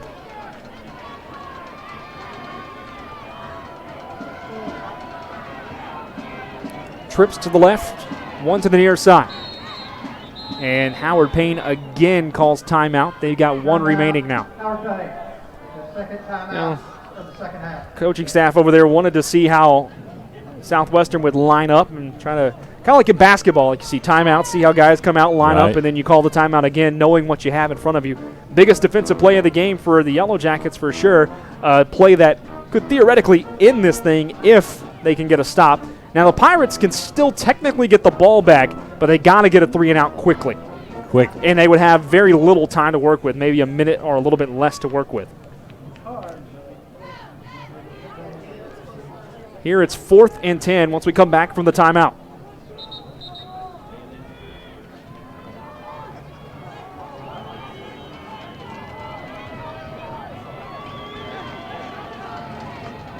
Trips to the left. Down on the near side is Anthony Stevens, and wide receiver. Coleman Kerr, the quarterback. Kerr calls for the snap. Drops back, looking left. Now throws over the middle. He's got Stevens. It's well short of the 1st down. Ball on the ground. Recovered by Howard Payne at the 25. Coming up with it is Dylan Zeno. And Howard Payne holds on 4-and-out. Recovered by Howard Payne. It was a turnover on downs anyway, and with him actually fumbling that ball, he fumbles it forwards and actually moves Howard Payne backwards by a yard or 2. So 2:51 to go. Howard Payne at the 25 of Southwestern. The Pirates could get the ball back, but they've got to get a 3-and-out. And they would get it with a little less than a minute to go. There's a handoff to Bradley, and he is tackled after a short gain of 1. Shoestring tackle there, right around the line of scrimmage. Looked like Nick Smith stopping him. The 2nd down and 9. Short gain, 2nd down. Howard Payne going to take their sweet time here. 2:30 to go left. Or left to go, rather.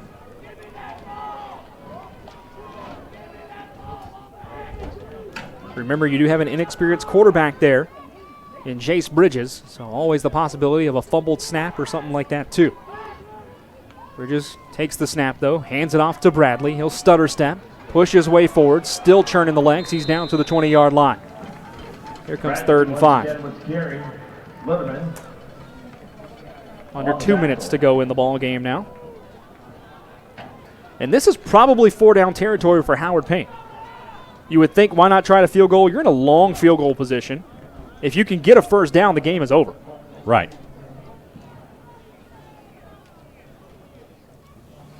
And that's what they would like to do, is pick up the 1st down more than kick another field goal. Again, Bradley in the backfield, Torrin Bradley.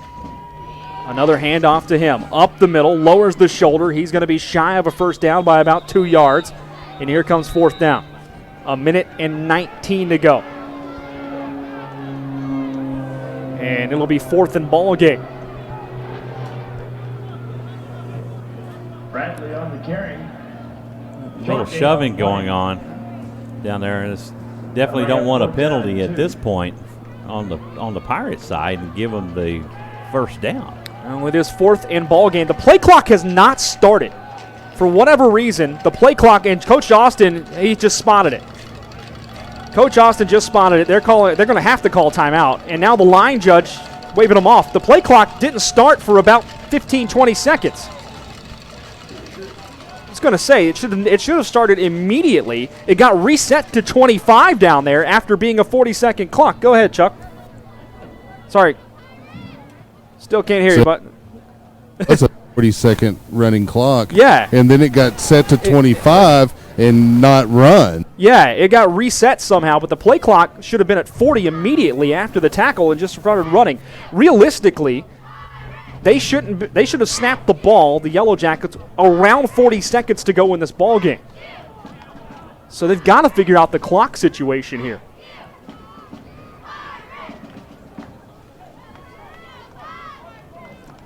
Probably debating if they should put more time back on the clock. I don't know how you can't.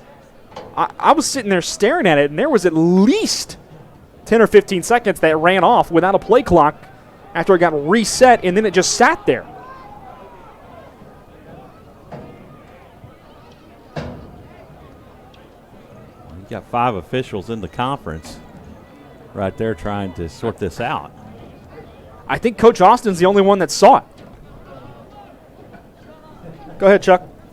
I was just going to say you and I saw it as well.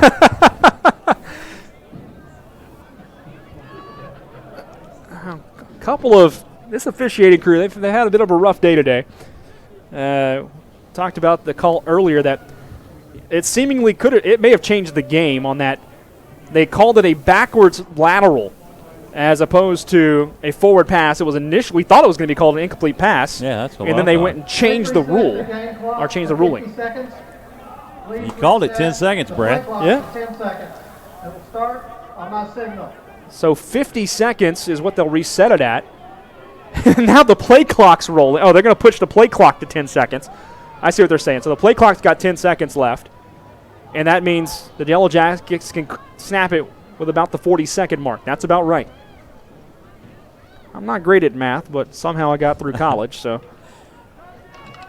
Oh, you had it all figured out right there, buddy. That's so 50 seconds remain on the game clock, 10 seconds on the play clock once they blow this thing live. 24-16, the Yellow Jackets lead the Pirates. It is fourth and ball game.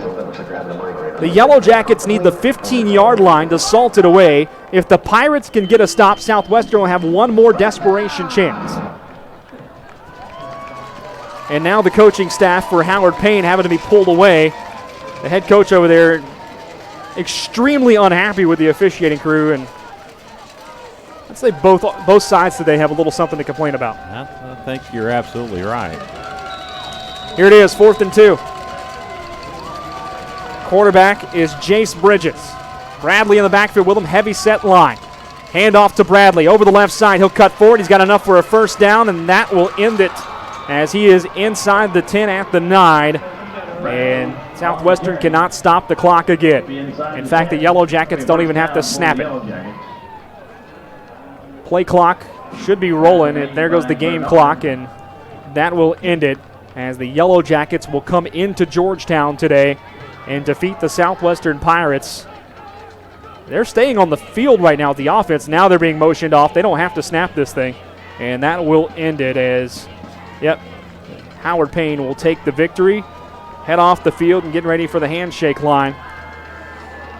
Senior day today for Southwestern, and the Pirates will fall by 8, 24-16 to the Howard Payne Yellow Jackets in a exciting ball game today, one that had all kinds of ebbs and flows and swings of emotion, Michael, and I don't know that I'll remember one quite like this so far this year. This one was packed full of it, but you have to tip your hat to the young freshmen coming in with both their quarterbacks going down, and he does a lights-out job. Yeah.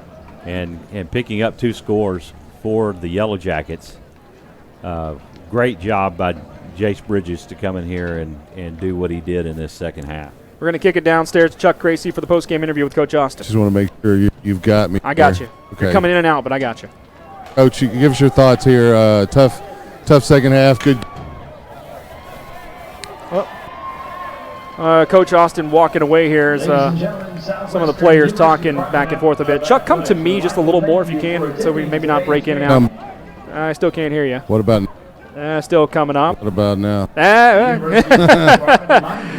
Unfortunately, folks, it's the curse of technology sometimes.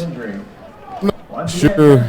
It's the shade, I think. Try right there, my friend. I'll stop right here, and we'll see if he comes back. We'll wait on Coach Austin there. He's trying to usher some folks and the players, making sure that there's no post-game shenanigans, because there was a little bit of talking between some players there after the handshake line. This has been an emotional game today. Sorry, Chuck, go ahead. Very. I'm losing you Looks again. like we're going to potentially not be able to have the interview, but let's see. I'm going to stay right here. Okay. Well, we'll just keep talking about the game. It was an emotionally charged second half, especially today, Michael. Both teams coming out of the locker room. We had some penalties earlier in the second half. You could see the coaches down there talking to each other, trying to make sure that there's no shenanigans here as the teams leave the field. Remember, both of the locker rooms are kind of right next to each other down in that south end zone, or the north end zone, rather. And hopefully we'll be able to catch Coach Austin, but I'm not so sure we'll be able to catch him today, as unfortunate the way this game ended for Southwestern. But you also like to see some of the senior leadership here that you're seeing on the sidelines right now. The guys making sure that the team stays separated, and they continue to, the Southwestern team goes into their locker room. Same for Howard Payne. They continue to celebrate towards that end zone. As, yep, it is. Unfortunately, the emotions of football can run high, folks, and that is maybe what you're seeing here this afternoon as the game has come to an end. Southwestern falls 24-16. Chuck, before we head out, or before we finish up our final thoughts up here, I'd love to try to get your final thoughts on the game today. Well, you mentioned it as a very emotional, a very charged football game, and it's spilled over here post-game as Howard Payne's trying to rub it in a little bit. Southwestern, a bunch of proud football players aren't going to just stand there and let them talk trash. And so that's why we kind of didn't have a post-game interview, because Coach Austin has to make sure that he keeps his players safe and out of trouble. And the same for the Howard Payne coaches as well. You mentioned it. Football's very emotional. And when the game is close like this and tight, it really comes down to a few plays and ultimately a few calls, because you mentioned it. It was probably the game-changing play. Rarely you can point to one play where the game changed, but it was the lateral pass that was ruled. It was a forward pass, the lateral. And as you mentioned, the Pirates were never really able to get that momentum back after that. Well, no, and credit Howard Payne on that drive, because they took advantage of the call and scored.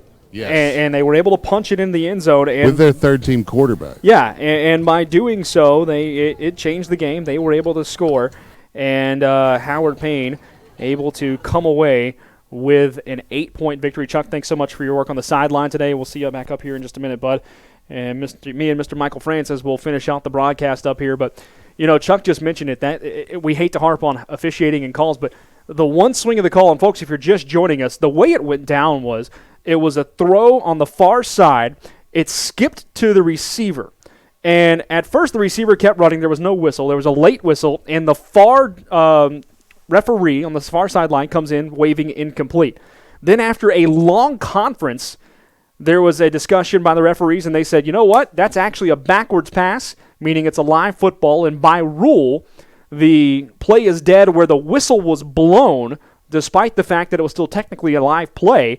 So they ruled it out to 30, so it goes from an incomplete pass to about a 30-yard, 35-yard gain.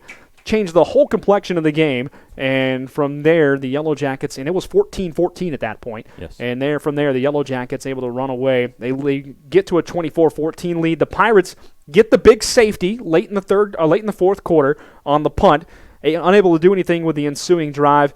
And the Howard Payne Yellow Jackets come away with an 8-point win. But your final impressions of today? It was a nail biter from start to finish. The Pirates showed some offensive proficiency in their first possession. A turnover ended that drive, and Howard Payne was able to go down and make a score on that. And turnovers hurt the Pirates today. Well, Michael, we appreciate you being up here, and good working with you as always, sir, up in the booth. Want to thank everybody on our crew. Mickey Holden over on our camera doing her great job as she always does. Nathan Height, producer, engineer, up here in the booth. For Chuck Creasy on the sideline and Michael Francis up here on my broadcast partner, I'm Brad Tillery as we say good night, everyone. Thanks for joining us this afternoon in Georgetown and wherever you may be. We do appreciate you coming along for the ride. Remember, Southwestern has one more game this year. It's next Saturday on the road in Abilene. They'll take on the nationally ranked Hardin-Simmons Ball Club. Join us for that one right here on SHN Sports. We'll have all the action for you from Abilene as Southwestern looks to finish the season 500. The Pirates now 4-5, 3-5 in the conference. Howard Payne moves to 4-5 and 3-5 in conference play as well. From all of us here at SHN Sports, we so appreciate you joining us this year for Southwestern football. One more game to go next Saturday afternoon. Make sure you join us then. Also, don't forget Thursday night, Coach Austin and the SU Football Weekly and the Coaches Show Thursday night at 6 o'clock. From the Sheraton right here in Georgetown. Thanks so much for joining us. Have a safe and happy weekend, everyone, and we'll talk to you soon.